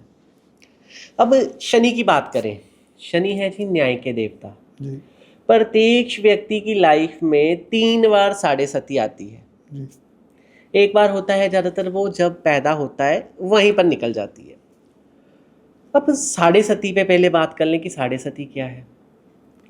कर्मों के फल प्रदान करने हेतु शनि की 7.5 होती है। जी जहां पर आपकी कुंडली में चंद्र होंगे, चंद्र से एक घर पीछे जब शनि आ जाएंगे आपकी साढ़े सती वहां से शुरू हो जाती है। जी और शनि जब चंद्रमा के एक घर आगे निकल जाएंगे तब आपकी साढ़े सती खत्म हो जाती है। जी एक घर में शनि लगभग 2.5 साल के लिए रहते हैं। जी एक राशि में लगभग शनि 2.5 साल रहते हैं, तो टोटल हो गए 7.5 साल, क्योंकि 3 घरों पे रहने तक साढ़े सती रहती है। जी अब इसमें जो सेकंड वाला घर होता है जहां पर चंद्रमा विराजमान होते हैं उसको बोलते हैं कंटकडैया। कंटक डैया। ये टाइम पीरियड 2.5 साल जो होते हैं ना जी, बहुत मुश्किल निकलते हैं, जी ऐसा दिखाया जाता है। जी लेकिन वास्तव में शनि हमको हमारे जो किए होते कर्म उनके ही फल प्रदान करते हैं। जहाँ तो हम कर्म अच्छे करें जी तो शनि आपका अच्छा करे, जी तो ये डिपेंड करता है कर्मास पे। ठीक है जी, शनि की साढ़े सती ये है। और इसके अलावा अगर शनि की बात करें तो शनि एक ऐसे प्लेनेट है, अगर शनि की ब्लेसिंग्स होंगी तो मैं कहता हूँ जी शनि रंक से राजा बना देगा आपको, रंक से राजा बना देगा। और साढ़े सती की बात करें, एक साढ़े सती मान लीजिए निकल गई, उसके बाद का जो आपका टाइम पीरियड है अगर आप उसमें कर्माज अच्छे करते हो तो अगली जो साढ़े सती होगी वो आपके लिए बेनिफिशियल रहेगी। ऐसा देखा गया है कि साढ़े सती में भी लोगों का बहुत कुछ होता है, ऐसा डरने वाली कोई बात नहीं है। साढ़े सती से डरना नहीं चाहिए, इसको एक्सेप्ट करना ये चाहिए। बुरा समय नहीं होता, अच्छा भी हो सकता है। अच्छा भी हो सकता है, डिपेंड करता है आपके कर्मास पे। अब मान जैसे लीजिए कर्म आपने करे। एक होता है जी, कोई व्यक्ति नेसेसरी किसी कार्य में फंस गया, जी उसने कुछ नहीं किया, उसको मान सम्मान उसका 1 मिनट में कचरा चूर हो गया, बहुत बंदा अच्छा था, जी उसके मान लीजिए कि थोबा लग गई, उसके टैग लग गया कि ये बंदा ही खराब है जी, जी बंदा चलो जेल में भी चला जाए। तो ये शनि के टाइम पीरियड में ऐसी चीज़ें होती हैं। और अगर हो रही है ना तो समझ लीजिए आपके कहीं ना कहीं कर्मास हैं जो आपके क्लियर हो रहे हैं। क्या ज्योतिष भारत में ही लागू होता है कि भारत से बाहर भी लागू होता ज्योतिष को फॉरेन में भी देखा जाता है, है? वैदिक एस्ट्रोलॉजी वैदिक को देखा जाता है, कहीं पे भी देख कहीं सकते पर भी देखा जाता है। और बहुत से विदेशी एस्ट्रोलॉजर्स हैं जिन्होंने बहुत अच्छी अच्छी प्रिडिक्शंस की हैं। मैं आपको एक बात बताता हूँ कि जैसे अब 29 मार्च को हैं। जी गोचर हुआ है शनि का, हाँ जी ठीक है जी। तो ये गोचर ना बहुत इम्पैक्ट डालने वाला है विदेश पे। जी जो विदेशी कंट्रियाँ हैं ना उन सभी पे इम्पैक्ट पड़ेगा। वर्ल्ड वॉर होने की संभावना है, ओपनली बता रहा हूँ मैं, वर्ल्ड वॉर होने की संभावना है, जंगों के हालात पैदा हो सकते हैं। और देख लीजिएगा इस टाइम पीरियड में, शनि अब 2.5 साल है, जी ठीक है जी, इस टाइम पीरियड में किसी एक स्पेसिफिक कंट्री पे भूकंप भी आ सकता है। और शुरू में ही आ गया जी। शुरू में ही आ गया था, शुरू अभी में और आएगा। ताइवान में आ गया। हाँ अभी और आएगा, ऐसी चीज़ें होंगी अब। तो एस्ट्रोलॉजी फॉरेन में भी होती है, फॉरेन के भी एस्ट्रोलॉजर्स हैं, वो उधर मार्गदर्शन करते हैं। हम इंडिया में हैं तो हम इंडिया में मार्गदर्शन बहुत करते सारे लोग जो विदेशों में रहते हैं, हैं। जी या बहुत सारे ऐसे लोग जिनके पास एग्जैक्ट कुंडली नहीं होती, जी जिनके पास डेट ऑफ बर्थ नहीं है, टाइम नहीं पता, क्या इसके बिना भी हम वैदिक एस्ट्रोलॉजी कर सकते हैं? बिल्कुल कर सकते हैं, उसकी क्या विधि होती है? 110% कर सकते हैं। देखिए ये चीज़ें ना हमारे विज्ञाता, देखिए कितनी वैदिक एस्ट्रोलॉजी पहुंची हुई है, जी कितने हमारे विज्ञाता जो हैं कितने तर्कशील होंगे वो, उनको पहले ही आवाज़ था अगर ये चीज़ भी हो सके तो इसका अल्टरनेटिव क्या है। जी इसका अल्टरनेटिव है प्रश्न ज्योतिष। प्रश्न ज्योतिष। जी, वैदिक में प्रश्न ज्योतिष होता है, उससे आप हर वो चीज़ जान सकते हो जो आपका मन जानना चाहे। अब देखो आपकी कुंडली नहीं है, जी आपके पास समय नहीं है, डेट ऑफ बर्थ नहीं है, तो अब मान लीजिए आपकी कोई चीज़ चोरी हो गई तो आप वो भी वहाँ से जान सकते हो कि कहाँ पर हुई, बिना कुंडली के। हाँ जी, वो प्रश्न ज्योतिष है जी। उसमें इत्शाल और इशराफ योग होता है। ये कैसे काम करता है प्रश्न ज्योतिष? प्रश्न ज्योतिष ऐसे काम करता है जी, मान लीजिए आप मेरे पास कोई प्रश्न लेकर आए, आपके पास डेट ऑफ बर्थ और टाइम नहीं है, जी तो आपने मेरे से अपना प्रश्न पूछ लिया, तो मैंने उस समय का ग्रह देखना है, प्लेसमेंट देखनी है, ट्रांजिट देखना है कि प्लैनेट्स कहाँ कहाँ पर है। आपने उस समय की कुंडली बना हाँ, लेनी। उस समय की कुंडली बनाएंगे हम।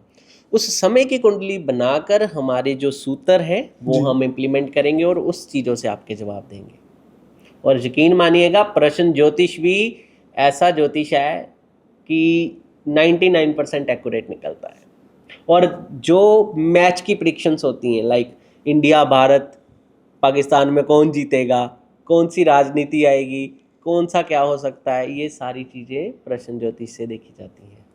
और मैं आपको एक चीज़ और कहना चाहता था, मेरे माइंड से स्किप हो गई उस समय। हम जब काल सर्प दोष पे बात कर रहे थे ना, राहु और केतु के जब अंतर्गत सभी प्लैनेट्स आ जाते हैं ना, तो ऐसा देखा गया है कि ये समय में समुदायी ज्योतिष होता था। जी समुदायी ज्योतिष मतलब ज्योतिषों का इकट्ठ जी होता था, उसमें वो इस टाइम पीरियड से पृथ्वी पर क्या क्या हो सकता है वो खोजें करते थे। समुदाय ज्योतिष। समुदाय ज्योतिष, आपको मैंने बताया था ना कि 8 प्रकार का वैदिक में भी ज्योतिष है, उसमें मुहूर्त ज्योतिष है, उपाय ज्योतिष है, 8 प्रकार का ज्योतिष है जी टोटल। देख लीजिए हमारा वैदिक सनातन ज्योतिष कितना आगे है। सो ब्रह्मांड में जितने भी ग्रह हैं वो जी। सब हमारे जीवन पे प्रभाव डालते हैं। बिल्कुल प्रभाव डालते हैं जी, 110% प्रभाव डालते हैं। मान लीजिए आप सुबह सूर्योदय होने से पहले उठते हो जी तो आपके लिए अच्छा है। जी अगर आप लेट उठते हो तो आपको लेजीनेस आनी स्टार्ट हो जी। जाएगी।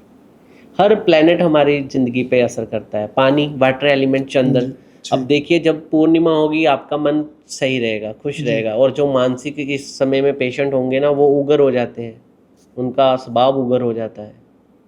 अब बुध है, बुध हमारी वाणी है, जितना बुध हमारा अच्छा होगा उतनी हमारी वाणी अच्छी होंगी, उतने लोग हमें मान सम्मान करेंगे। अब शुक्र की बात करें, शुक्र हमारे कपड़े, क्लूथ्स, लक्ष्मी, जी जितना अच्छा होगा उतना हमारे पास रहेगा।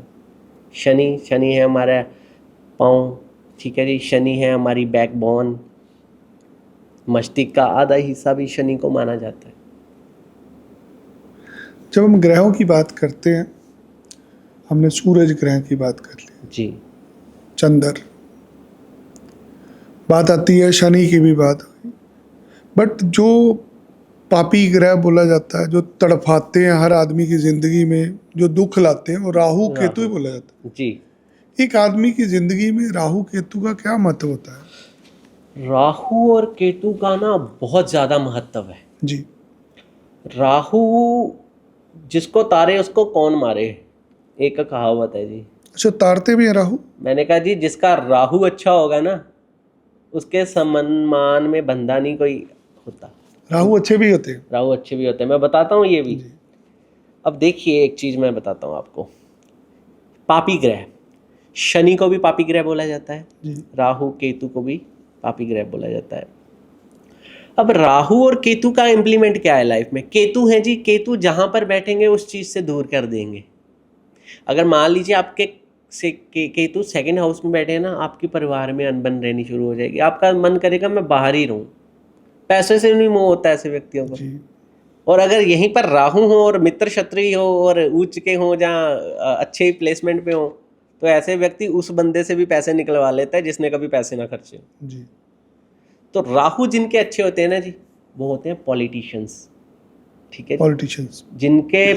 जब जितने भी पॉलिटिशियंस हैं, जिनके राहु अच्छे होंगे वो पॉलिटिशियन ही होंगे।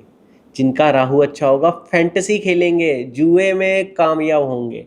और मैं ऐसी ऑप्शंस दे सकता हूँ लाइक अनुराग द्विवेदी, सुमेश ठाकरे, मलिक मुंबई, ऐसी कई मतलब नेम्स हैं जिनके राहु बहुत अच्छे हैं, और ये आज के समय में डेली के डेली करोड़ों विन कर रहे हैं। ये ज्वारी है सारे, बिल्कुल, मैं आपको जुआ ओपनली खेलते हैं। बिल्कुल फैंटेसी खेलते हैं ये। तो फैंटेसी लाइक जितने भी ज्वारी हैं वो सबके जो राहु होते हैं वो आप कह रहे हो अच्छे होते हैं। राहु जिनके अच्छे होंगे, मान लीजिए, अब एक चीज और बताता हूँ। तो बुरी आदतें ही हुई फिर ये सारी? नहीं देखिए, बुरी आदतें तो हैं, लेकिन बुरे में भी अच्छा आ गया ना। अब पॉलिटिशियन अच्छा है जी, पॉलिटिशियन क्या नहीं कर सकते आज के समय में। फैंटेसी ये लीगल है, अब लीगल हो हाँ चुकी जी, है, तो फैंटेसी लीगली बहुत अच्छे अर्निंग ग्रोथ कर रहे हैं। अब मान लीजिए राहु राहु एक चीज़ और करवाते हैं, राहु डिटेक्टिव होते हैं, जासूसी करना बहुत पसंद होता है इनको। जी अगर ये डिटेक्टिव फर्म खोल लें, ये राजा बन जाएंगे बंदे। राहु के अंदर ना सिर्फ ब्रेन है, उसको ड्रैगन हेड बोला जाता है। वो कहता है मेरा ब्रेन यूज़ कर लो। अब देखिए आपको कई ऐसे जातक मिलेंगे जो ड्रग एडिक्टेड हैं, जी। जो दारू पीते हैं, जिनकी लाइफ ख़त्म ही हो चुकी है, ख़त्म जिसको बोलते हैं, उनके राहु खराब है। कहने का मतलब राहु देते भी हैं, राहु लेते भी हैं। ये है ना, एक अनएक्सपेक्टेड प्लेनेट भी बोलते हैं इनको। हाँ जी कभी कभी एक्सपेक्ट करते हैं और ऐसा होता नहीं, जी क्योंकि ये वास्तव में छाया ग्रह है जी और ये जो है पापी ग्रह है। कहीं ना कहीं इनको प्रिडिक्ट करना कई ज्योतिषियों के लिए मुश्किल हो जाता है, लेकिन मेरा ये मानना है कि राहु को अगर सही ढंग से यूज़ किया जाए आज के समय में, जैसे आज कलयुग चल रहा है, वैसे तो ये वैदिक के हिसाब से कलयुग नहीं है, जी कलयुग चल रहा है, तो उसमें राहु को जो व्यक्ति सही प्रयोग में लाएगा वो राजा कहलाएगा 110%।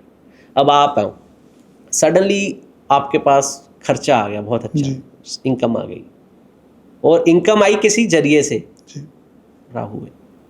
राहु आपके रास्ते खोलता है और राहु ही आपको रास्ते दिखाता भी है।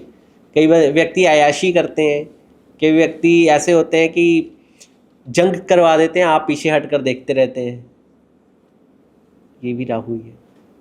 और केतु? केतु जो है ये स्पिरिचुअल है। केतु स्पिरिचुअल की तरफ, मोक्ष की तरफ लेकर जाना पसंद करते हैं। ये बोलते हैं कि छोड़ो दुनियादारी को, प्रभु का नाम लो बस। केतु का एक ही रीज़न है, केतु मन से सोचता है। जी अब केतु अगर मान लीजिए आपके 10th हाउस में है, ऐसा जातक है ना, काम करता करता रहता है, रह जाता है, मतलब अच्छा से उसका मन नहीं लगता काम में, वो बोलता है छोड़ो काम काज, संन्यास तो लेते जितने हैं। भी साधु महात्मा होते हैं वो केतु के होते हैं। उनके केतु अच्छे होते हैं, और केतु कहीं ना कहीं अच्छा होना भी ठीक है, लेकिन अगर प्लेसमेंट में ठीक हो, इनके भी ऊंच नीच होते हैं ये, अगर इनके प्लेसमेंट ठीक हो तो केतु भी बहुत अच्छी चीज़ों में आगे लेकर जाते हैं। लाइक कई ऐसे स्पिरिचुअल हीलर हैं जो आज के समय में बहुत अच्छा ग्रो कर रहे हैं। जी अब केतु के अंदर जो इम्यून पावर्स बहुत होती हैं, अंदरली विद्याएं बहुत होती हैं, तो केतु को अगर सही यूज़ करोगे, स्पिरिचुअल लाइन में जाइए, बहुत अच्छा रहेगा। जब शादी होती है तो गुण मिलाने पड़ते हैं। जी, गुण मिलान का क्या मतलब है हमारे वैदिक में? बहुत ज़्यादा इम्पोर्टेंट टॉपिक है और ये मिलवाना भी चाहिए। जी ज़्यादातर लव मैरिज होती है ना जी, उस समय व्यक्ति जो होता है ना, प्रेम के बंधन में होता है, जी शादियां हो जाती हैं, गुण मिलान करते नहीं है, जी मेंटल कंपैटिबिलिटी होती नहीं है, अंडरस्टैंडिंग होती नहीं है, डिवोर्स जैसी स्थितियां आ जाती हैं, लड़ाई झगड़े मार कुटाई ऐसी चीज़ें होती हैं। तो मेरे हिसाब से कुंडली मिलान करना बहुत ज़रूरी है, क्योंकि ज़िंदगी है और स्वर्ग और नर्क यहीं तय हो जाएगा अगर आपने गलत इंसान से शादी कर ली। तो गुण मिलान कर कर करें, उसमें अगर आपके गुण कम भी है ना तो भी चल जाएगा, मेंटल कंपैटिबिलिटी अच्छी हो, अंडरस्टैंडिंग अच्छी हो। वैसे तो सारे गुण मिलने चाहिए, लाइक 20 से ऊपर होने चाहिए, 25 से ऊपर होने चाहिए, फिर ही अच्छी एक एवरेज मैच माना जाता है। लेकिन उसमें नाड़ी और जो मेंटल कंपैटिबिलिटी है, वो दोनों चीज़ें हमें चेक करवानी ज़रूर चाहिए। बाकी कुछ ना हो, ये चीज़ें हम ज़रूर चेक करवाएं, तब ही ज़िंदगी सफल है। बहुत बड़ी समस्या है ये। आज के दिन 70% से ज़्यादा शादियाँ टूट रही हैं।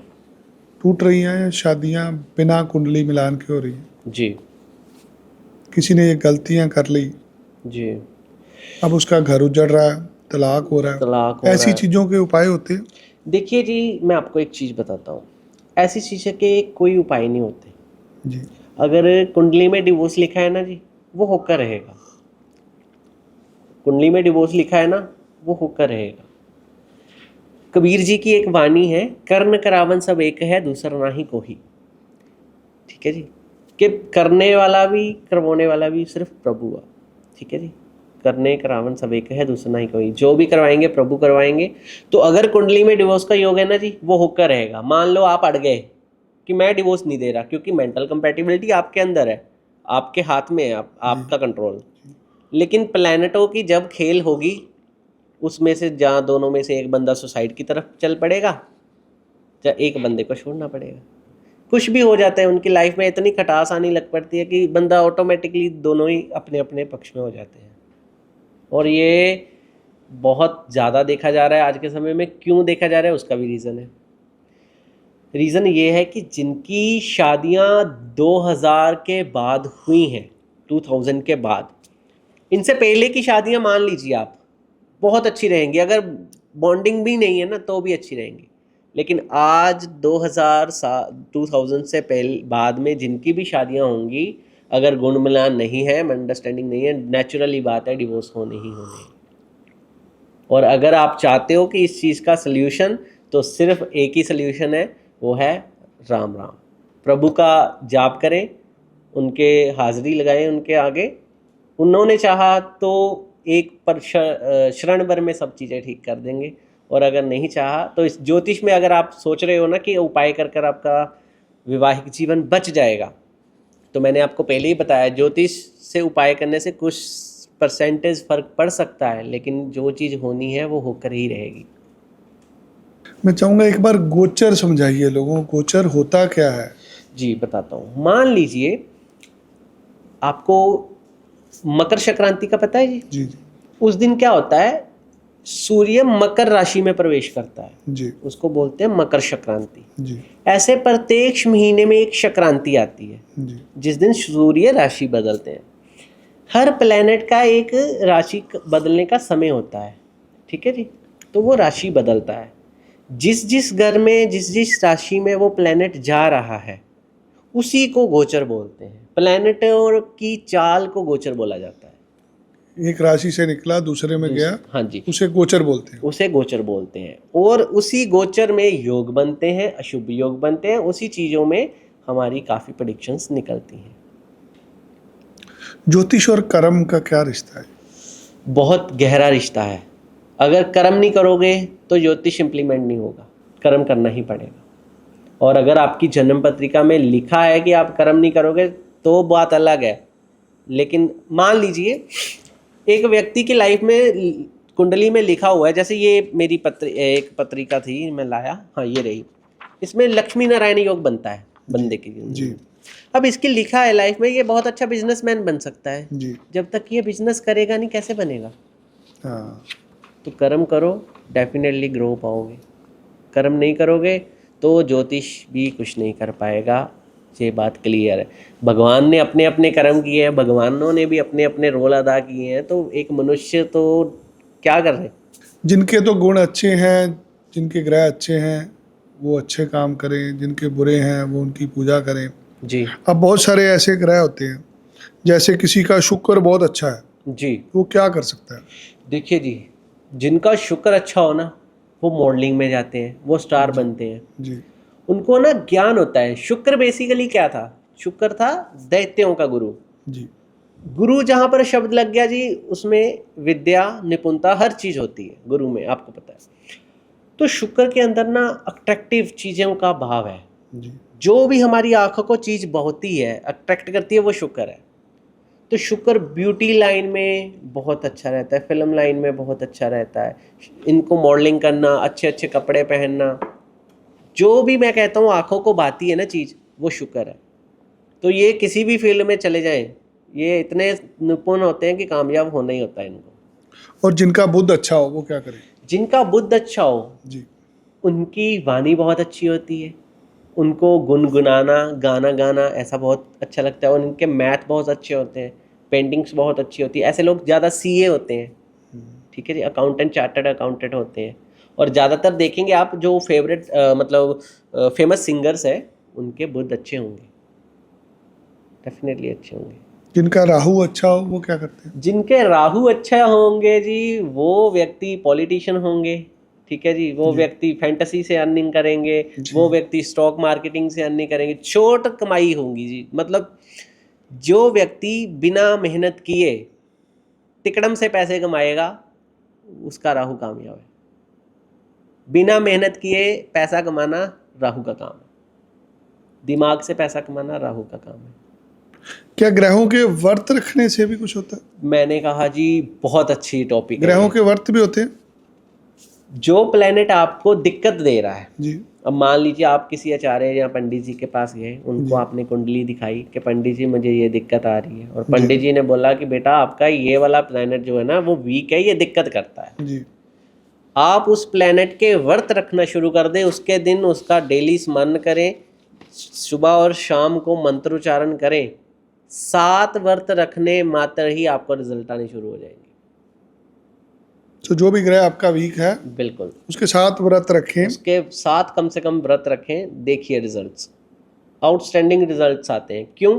क्योंकि हम इनको ग्रह बोलते हैं, जी लेकिन वास्तव में ये देव है। सूर्य देव, चंद्र देव, बुध देव, ठीक है जी। देवता है जी। हाँ, देवता है, देवता की श्रेणी है इनकी। तो इनके व्रत रखने से ये दया प्रदान करते हैं। जी तो मांगने से सब मिलता है, मांगने से सब मिलता है। जी और अगर इनसे प्रार्थना कर कर आप कुछ मांगोगे तो ये डेफिनेटली आपको देंगे। रतन से बेहतर है व्रत रखना। बात देवताओं की शुरू हुई है। जी सो हर एक ग्रह एक देवता भी है। जी अगर वो देवता को प्रसन्न करना है जी। तो हमें उस देवता को पूजा न करनी है, पूजा अर्चना, व्रत उसके व्रत इत्यादि। रखने हैं। सो जितने भी देवी देवता भगवान, वो सब हमारी कुंडली के ऊपर असर डालते हैं। बिल्कुल डालते हैं जी, बिल्कुल डालते हैं।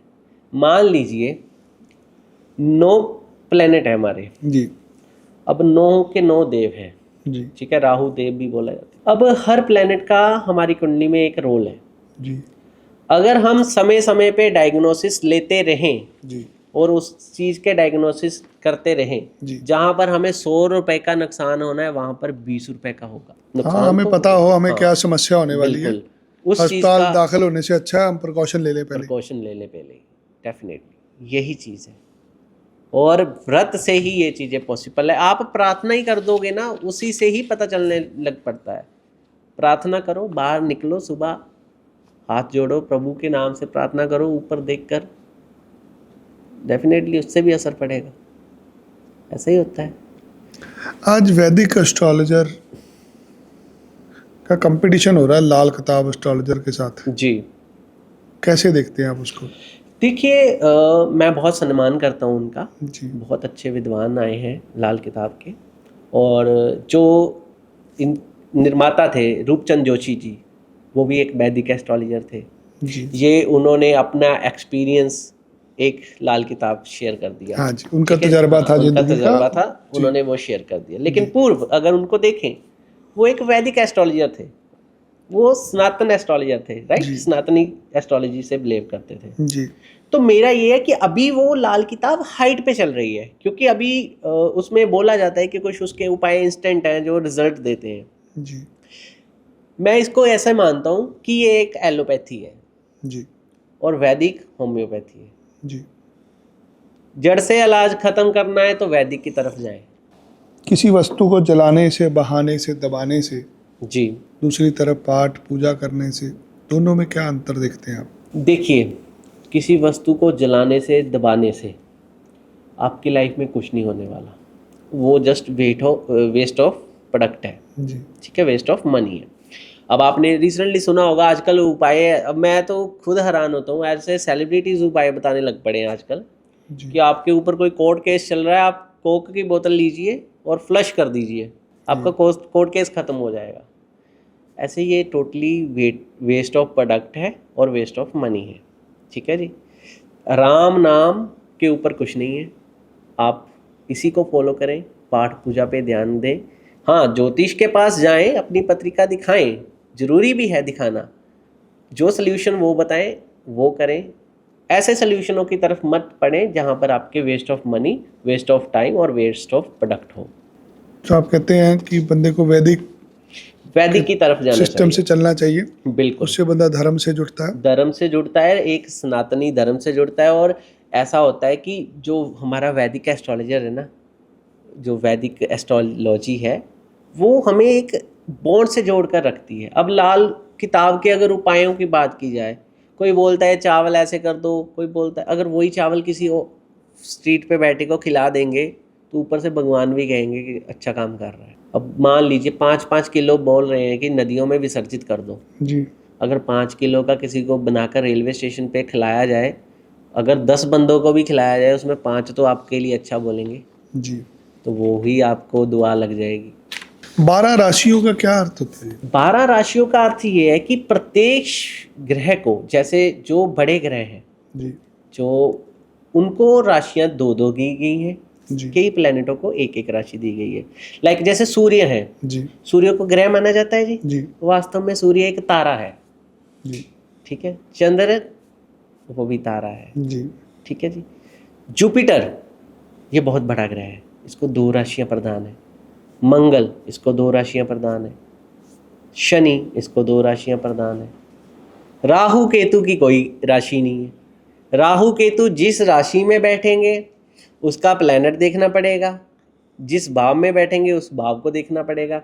राहु केतु एक डिजर्विंग नेचर है, जैसा होगा वैसे ही फल प्रदान करेंगे। राशियां ये हैं। पाप ग्रह और शुभ ग्रह क्या होते हैं? पाप ग्रह, शुभ ग्रह, देखिए ऐसा है कि ग्रहों की श्रेणियां बनाई गई हैं। श्रेणियाँ होती हाँ जी, जैसे मान लीजिए सूर्य, चंद्र, हैं जी ठीक है जी, बृहस्पति, बुध, जी ठीक है, ये एक साइड, शनि, राहु, केतु, शुक्र, ये एक साइड। जी ऐसे श्रेणियां, मंगल एक साइड। जी एक जो ये मैंने पहली श्रेणी बताई वो देवताओं की श्रेणी होती है, जी और दूसरी श्रेणी जो है पापी ग्रहों की मानी जाती है। ये श्रेणियां बनाई हुई हैं 2, इसी पे ही चलता है ज्योतिष। जब वैदिक एस्ट्रोलॉजी की बात आती है तो जो उपाय कराए जाते हैं वो मंदिरों में कराए जाते हैं, गौशाला में कराए जी। जाते हैं, पाठ पूजा से कराए जाते हैं, हवन यज्ञ से कराए जाते हैं, मंत्रोच्चारण से कराए जाते हैं। थोड़ा डिटेल में बताइए, क्या इन सब समस्याओं का समाधान इन पद्धतियों से हो जाता है? बिल्कुल हो जाता है। देखिए, प्रत्येक व्यक्ति का जन्म हुआ है जी, जब जब उसको मुसीबत पड़ती है वो किसके पास जाता है? पहले अपनी फैमिली के साथ शेयर करता है। उनके पास अगर सोल्यूशन ना हो तो सिर्फ उसके पास एक ही होता है, हारे का सहारा भगवान। जी ठीक है जी। तो अगर व्यक्ति भगवान के लड़ लगा है और वैदिक हमारा भगवान के साथ हमें जोड़ता है, इससे अच्छा और कुछ नहीं हो सकता, और इसी से ही हमारे सोल्यूशन होते हैं। देखिए, बड़े से बड़े जो दानव थे उन्होंने तपस्याएं की, प्रभु शंकर की तपस्याएं की, जी कितने वर लिए, कितना कुछ किया। हम मनुष्य हैं, हमने अच्छे कर्म करने हैं, तो हम अगर प्रभु के सामने गिड़गिड़ाएंगे, उनकी पूजा अर्चना करेंगे, मंत्रोच्चारण, हवन इत्यादि करेंगे मंदिरों में, वो हम पे दया ही करेंगे, वो हमारे लिए अच्छा ही करेंगे। और ये बाकी रेमेडियों से बहुत अच्छा है। मंत्र से हर चीज़ का हल है। मंत्र जो है जी वो हर चीज़ का हल है, और इतिहास गवाह है जब जब मंत्र उच्चारण किए गए हैं देवी देवताओं के भी, तब तब प्रभु ने हेल्प की है सबकी। और हम भी अगर कहीं पर स्टक हो जाते हैं तो हम भी मंत्र उच्चारण प्रभु की बंदगी ही करते हैं, प्रभु को ही याद करते हैं। और सलाह भी सबको यही देते हैं कि मंदिर, हवन, इन्हीं चीज़ों में रुचि रखें, भगवान के साथ जुड़कर रहें, राम नाम के साथ जुड़कर रहें। इससे ऊपर ना ही कुछ है और ना ही होगा। किसी भी प्रॉब्लम की समस्या के लिए आप उपाय बताते हैं। जी जो उपाय बताए जाते हैं हनुमान जी से रिलेटेड होते हैं, बिल्कुल। गंगा मैया से रिलेटेड होते हैं, जी शिव भगवान से होते हैं। सो ऐसी कौन कौन सी प्रॉब्लम्स हैं जिनका समाधान हमें हमारे भगवान देवी देवताएं देते हैं? देखिए, ऐसा होता है, कुंडली में इष्ट देव होते हैं, जी ठीक है जी। हमें एक तो इष्ट देव के हिसाब से चल लेना चाहिए। जी अब दूसरी बात ये होती है कि मान हर लीजिए हर कुंडली में इष्ट देव होते हैं। हर कुंडली में इष्ट देव होते हैं। नवम से पता चल जाता है, पंचम से भी पता चल जाता है, नवम से भी। विद्वान अपनी अपनी तो विचारधारा हर किसी को पहले ये जानना है कि उसके इष्ट देव कौन है। इष्ट देव कौन है। अब मान लीजिए किसी घर में कोई व्यक्ति स्पेसिफिक माँ देवी की अर्चना कर रहा है, जी बहुत अच्छी बात है, करने दीजिए, ठीक है। अब उसका काम स्टक हो रहा है। स्टक क्यों हो रहा है? मान लीजिए मंगल के कारणवश, जी मंगलवार के दिन। जी तो अगर वो मंगलवार के दिन हनुमान जी से रिलेटेड उपाय करते हैं, क्योंकि हर प्लैनेट को रूल करता है गॉड। जैसे मान लीजिए मंगल को रूल करते हैं हनुमान जी, जी। बुध को रूल करते हैं गणेश, ठीक है, गणेश जी। ऐसे प्लैनेटों को, चंद्र को करते हैं शिव शंकर, ऐसे रूल करते हैं। तो अगर उस दिन उनके लिए उपाय किया जाए तो आपका कार्य जो है वो बनता शुरू हो जाएगा, रास्ते खुल जाएंगे, राहदारी खुल जाएगी आपकी। मैंने अपने जीवन में देखा है, जब भी मैं समस्या में होता हूँ, जी। जब मेरे पास कोई अपनी समस्या लेके आता है कि सर मैं बहुत पीड़ित हूँ, मुझे समस्या आ रही है, आप मुझे कुछ बताइए मैं क्या करूँ। जी मेरे से कोई समस्या में आता है तो मैं उसका क्या उपाय बताता हूँ। मैं बंदे को एक हनुमान चालीसा देता हूँ जी कि भैया मेरे सारे जो संकट हैं वो हनुमान जी हरते हैं, तू भी इसका पाठ कर। इसमें क्लियर लिखा है, संकट मिटे जो सुमरत सबको। तो हर समस्या का समाधान जी। हमें हनुमान चालीसा से मिल जाता है। देखिए बहुत अच्छी बात कही है आपने, बहुत अच्छे शब्द हैं आपके।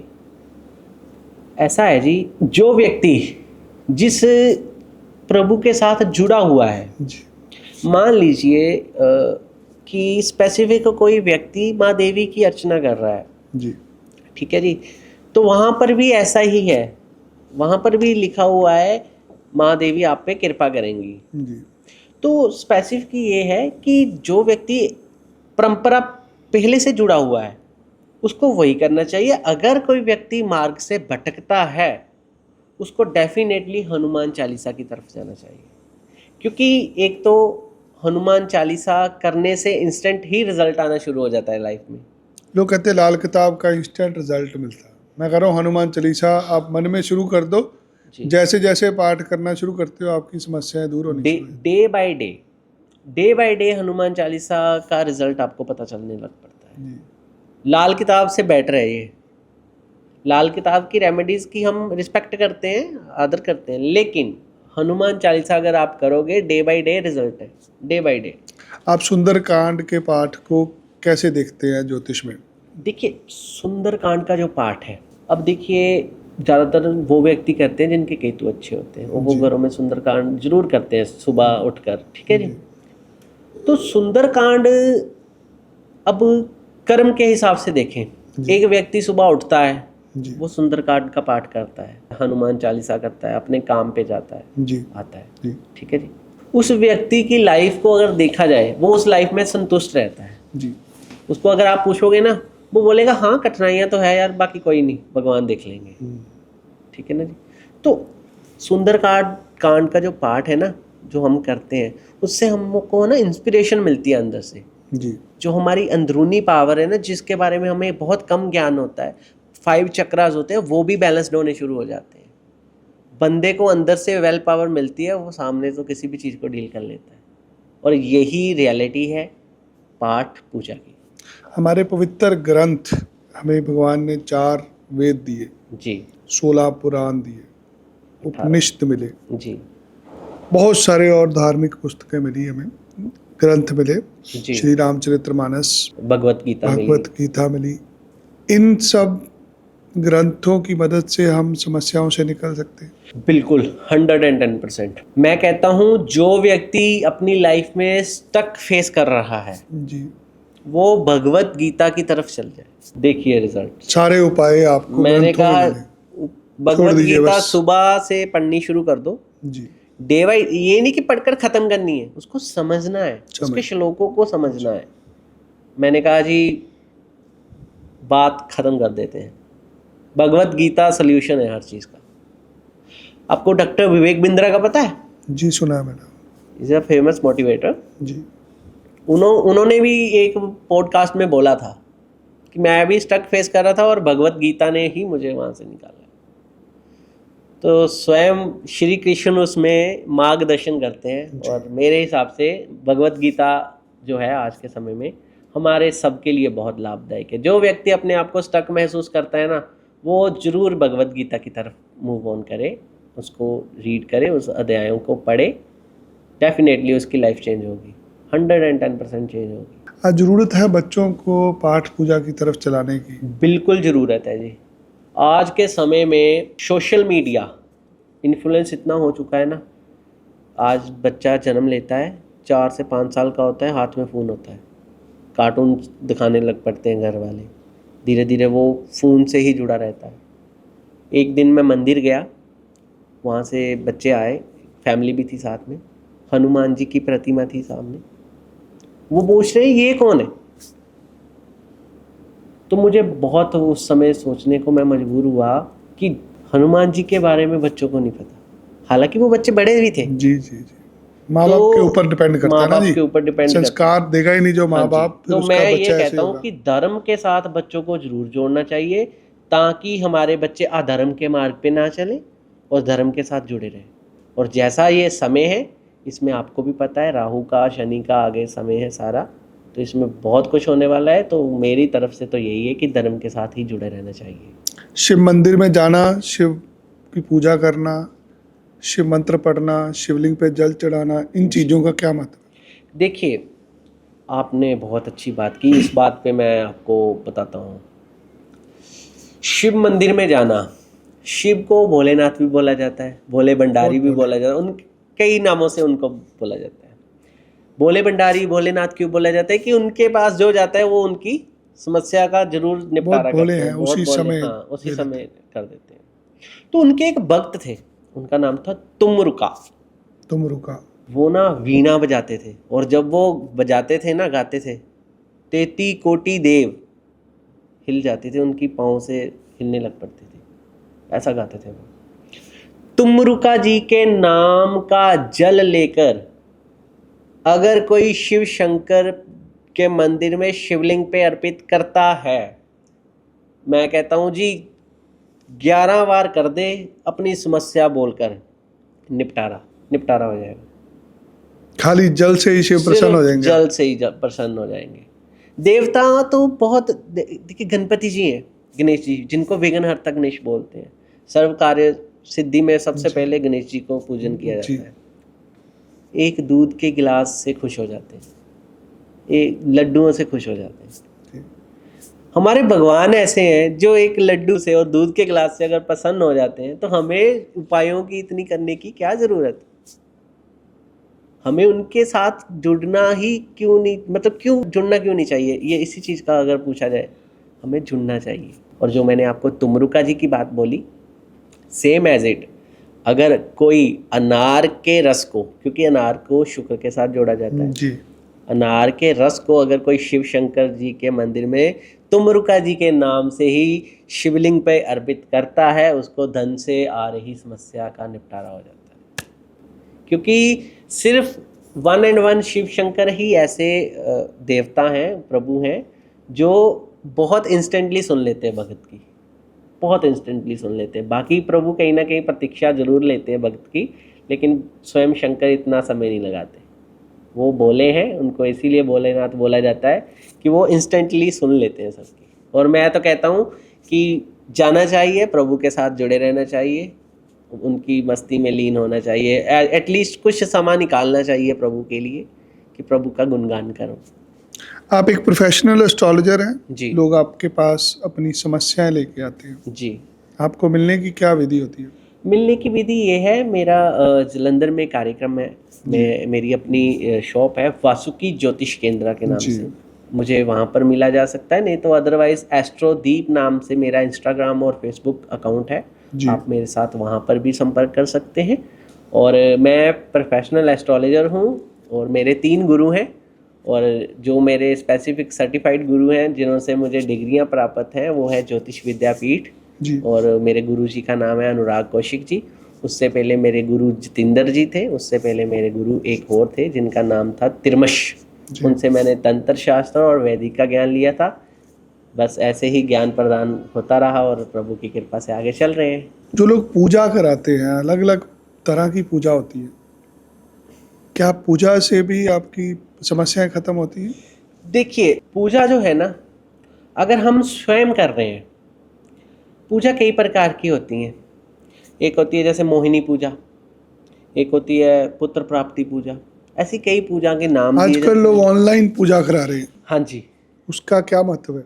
महत्व, मुझे ये कहते हुए दुख हो रहा है कि हमें ऑनलाइन पूजा नहीं करवानी चाहिए। नहीं करानी चाहिए। पूजा जिस जब भी चीज़ करानी है में आपको खुद सम्मिलित होकर करानी है। आपको खुद करनी चाहिए। जिस चीज़ में आप इन्वॉल्व ही नहीं हो, आपका जस्ट नाम इन्वॉल्व है, उसका फल आपको क्या मिलेगा? आज के कितने प्रकार की पूजा होती है? आज के दिन जी इतने प्रकार की पूजाएं होती हैं कि हम काउंटिंग करना शुरू हो जाएं तो काउंटिंग खत्म हो सकती है, इतनी पूजाएं आ चुकी हैं आज के समय में। पहले होती थी जैसे सुख हेतु पूजा, माता बंगलामुखी जी के हवन हुआ करते थे, माँ दुर्गा जी के हवन हुआ करते, नवग्रह शांति हुआ करती थी। आज तो ऐसी ऐसी पूजाएं होने लग पड़ी हैं कि आजकल जो सबसे बड़ी बात, लव रिलेटेड ऐसी पूजाएं आ गई हैं। लव की पूजा भी शुरू हो गई? हाँ जी। आप पूजाओं पैसे में बनाने का तरीका। पैसे बनाने का तरीका, आपको बोला जाएगा कि आपका पार्टनर आपके वश में हो जाएगा, आपकी वो बात सुनने लग पड़ेगा। अगर आपको उसने ब्लॉक कर रखा है, वो अनब्लॉक कर देगा, आप ये पूजा करवा लो। अनब्लॉक पूजा। अनब्लॉक पूजा ये भी बोल सकते हो आप। तो जो भी पूजा करानी है विधि पूर्वक विधि मंदिर पूर्वक जाके करानी चाहिए। मंदिर में करवानी चाहिए। अगर आप मंदिर में नहीं करवा सकते तो एटलीस्ट आप अपने घर में कर लीजिए, पूर्व की दिशा की तरफ अपना मुख कर कर। अगर पूजा भी नहीं कर सकते तो सिर्फ एक माला 108 की किसी भी भगवान की जिसको आप मानते हो वो कर लो, वो अच्छा है। अब ना आपने नग पहने हैं ना आप नग के बारे में बता रहे हैं, जी आप एक प्रोफेशनल एस्ट्रोलॉजर भी हैं। जी। अब जितने के रत्न आपने हाथों में डाल रखे हैं मुझे इनके बारे में चर्चा करनी पड़ेगी। ये रुद्राक्ष की माला आपने डाल रखी है, इसका क्या महत्व है? देखिए रुद्राक्ष जो है ना जी, ये शिव शंकर के अक्षुओं से बने हैं। जी काफ़ी प्रकार के रुद्राक्ष हैं। पंचमुखी रुद्राक्ष, एकादश, द्वादश, ठीक है जी, 3 मुखी, 4 मुखी, 5 मुखी, 6 मुखी, 7 मुखी, 8 मुखी, 21 मुखी से भी बढ़कर आ जाते हैं। ये जो रुद्राक्ष है ना, इसका अलग अलग मोटिव है। मान लीजिए कोई व्यक्ति मेंटली परेशान है, मन से परेशान है, पंचमुखी रुद्राक्ष पहना दीजिए, ठीक। कोई व्यक्ति ऑब्स्टेकल्स फील करता है अपने काम में, लेकिन इसको पहनने की विधि होती है, मैं बताता जी, हूँ बाद में। उसको अष्टमुखी पहना दो, विघ्नहर्ता गणेश जी का, उसकी लाइफ में ये भी राशियों के हिसाब से होते? नहीं, ये राशियों के हिसाब से नहीं होते, समस्या के हिसाब से? ये समस्या के हिसाब से होते हैं। और इसमें ना एक चीज़ देखनी होती है, प्लैनेटों का थोड़ा सा देखना पड़ता है, कैलकुलेशन देखनी पड़ती है। इसमें नियम भी होते हैं कोई? नियम होते हैं जी।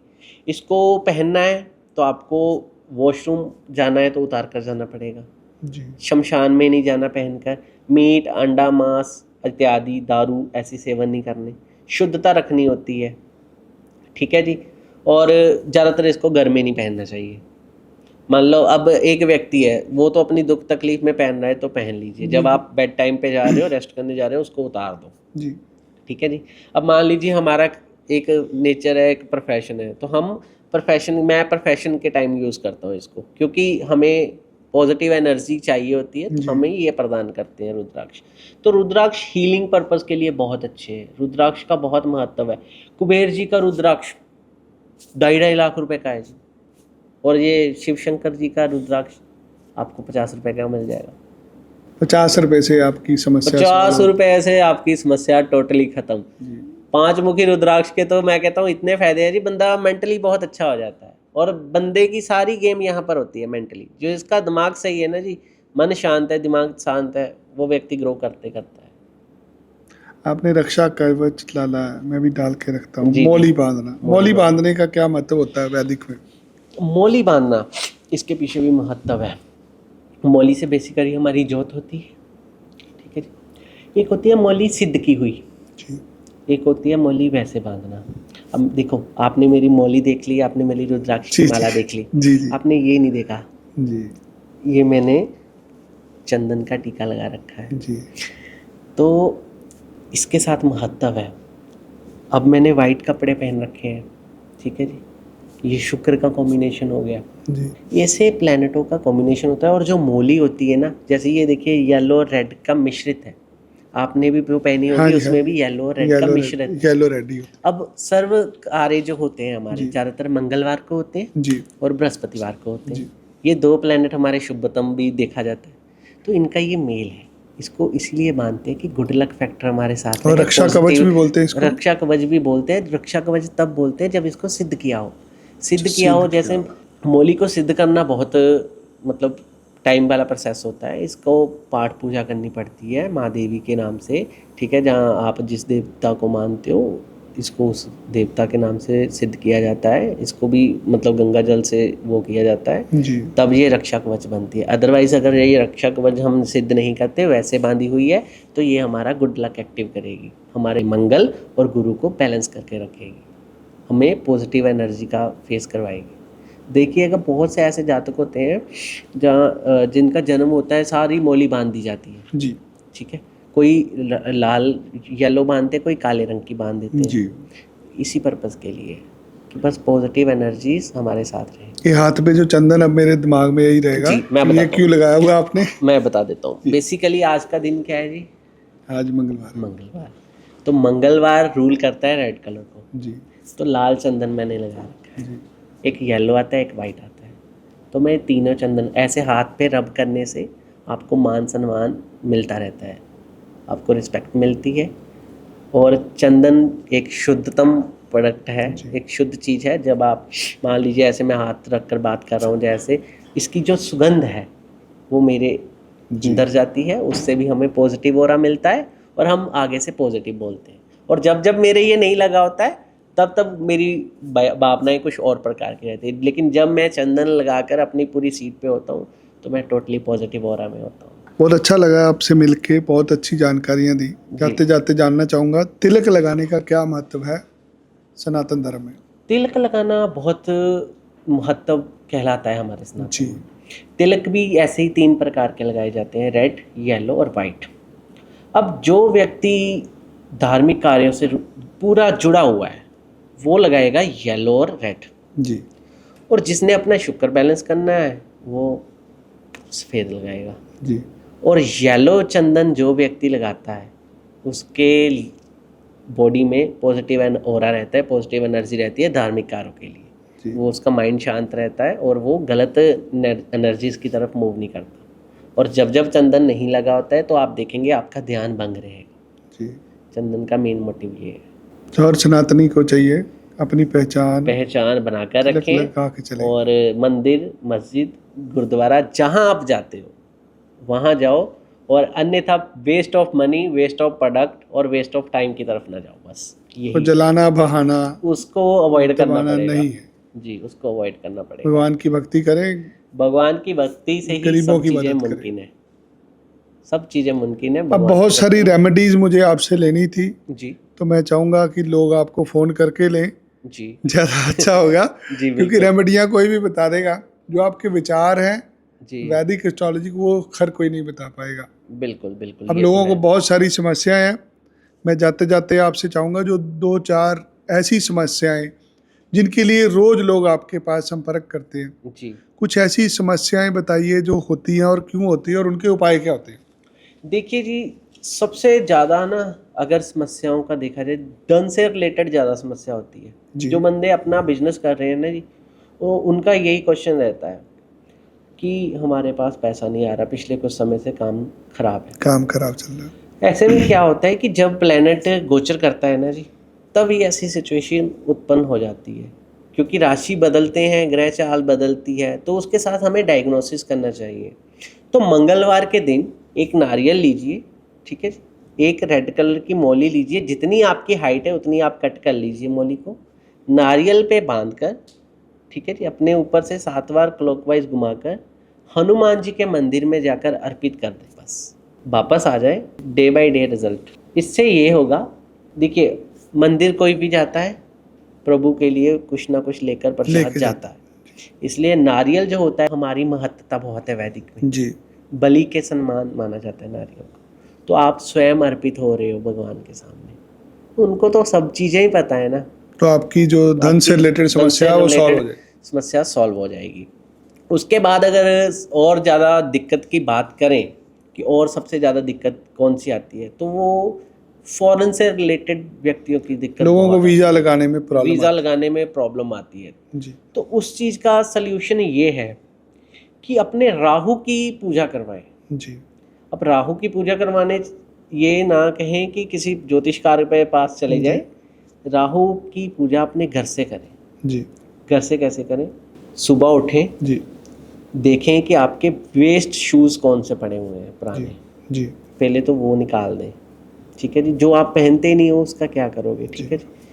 वो निकाल दें, उसको किसी को जहाँ तो दे दें, जहाँ फेंक दें, ठीक है जी। अब नए शूज़ जो हैं आपके वो रखें, उसमें थोड़ी सी कपूर की टिक्की जो होती है ना, उसको पीस कर ऐसे रख दें। बस जी। इतना काम करना है आपने, आपका राहु बैलेंस। अब आप सोचोगे ये तो कैसा उपाय हो गया। जी। जी। राहु बेसिकली क्या है, ट्रांजिट करवाता है जी। राहु को एक मतलब राहु की एक पोजीशन नहीं है फिक्स, उसको घूमना ही पसंद है, ठीक है। तो जो हमारे शूज़ होते हैं ना, वैसे तो वो शनि के रिलेट करते हैं, लेकिन शनि के सब एजेंट है राहु केतु। शनि अगर कुछ भी हैपनिंग करता है थ्रू राहु केतु के ही करता है ज़्यादातर, ठीक है जी। तो कपूर को थोड़ा सा ऐसे कर कर अपने शूज़ पहनने शुरू कर दीजिए। मैंने कहा आपका फॉरेन से रिलेटेड जो काम है वो बनना स्टार्ट हो जाएगा। और इसमें ये भी चीज़ है, अपनी पत्रिका ज़रूर दिखाएं, योग चेक कर लें, और देखें कि आपके लिए कौन सी कंट्री स्पेसिफिक है। आप ये आप कंट्री भी बता देते हैं। मैं तो कंट्री भी बता देता हूँ जी। जी मैं बी ओपनली, मेरा थोड़ा अलग सा स्वभाव है, मैं सारी चीज़ कवर कर लेता हूँ जी जी बिल्कुल। और मैं अपनी तरफ से पूरा 100% देता हूँ, जिससे मेरे पास वो नेक्स्ट टाइम जब आए वो खुशी से ही आए। मेरा यही मोटिव होता है कि व्यक्ति जो एक बार गया है ना, वो नेक्स्ट टाइम हंसता हुआ आना चाहिए। जी तो वो डेफिनेटली प्रभु की कृपा से हंसता हुआ ही पाया गया है हमेशा।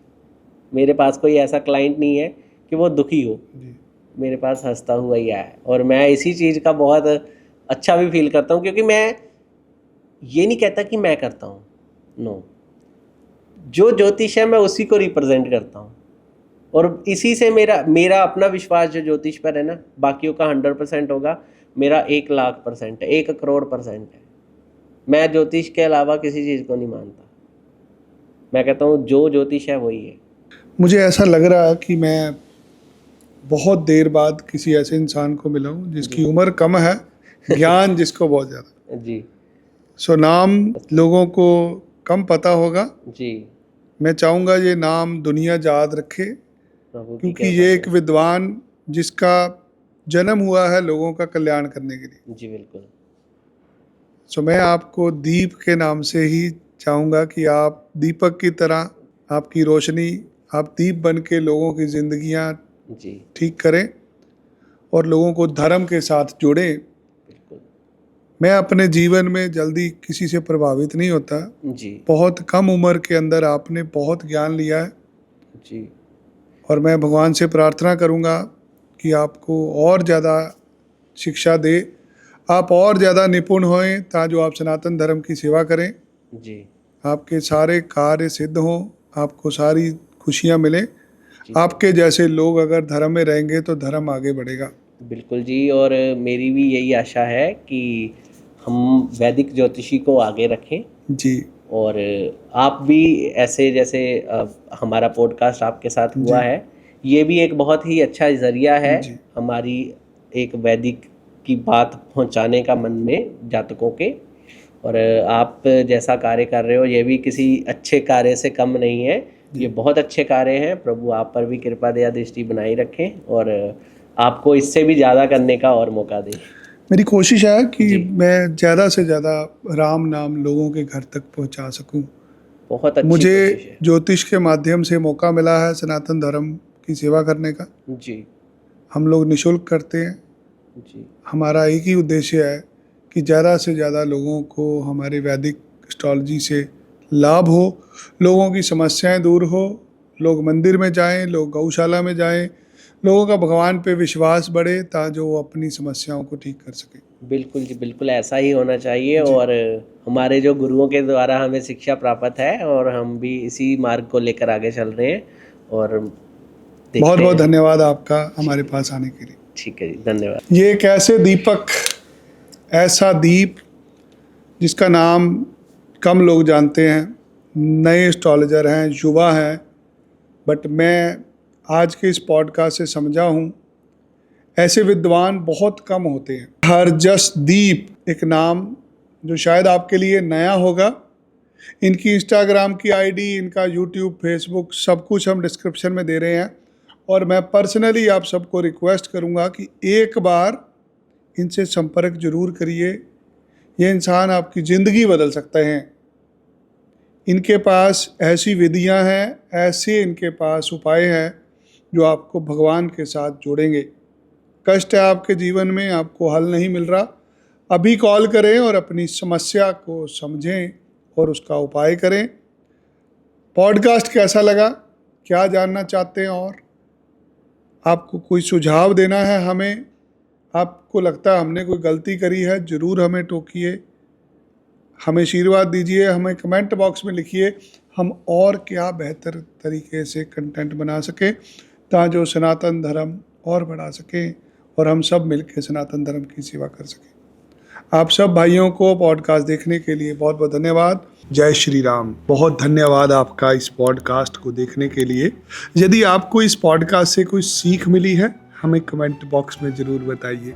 यदि आप एक ज्योतिषी शास्त्री हैं, ज्योतिष जानते हैं किसी ऐसे ज्योतिषाचार्य को जानते हैं जो अपने विचारों से लोगों की जिंदगी बदल सके, जो सनातन धर्म की शिक्षाओं को लोगों तक पहुंचा सके, हमें उनकी डिटेल जरूर भेजें। ये निशुल्क पॉडकास्ट होगा।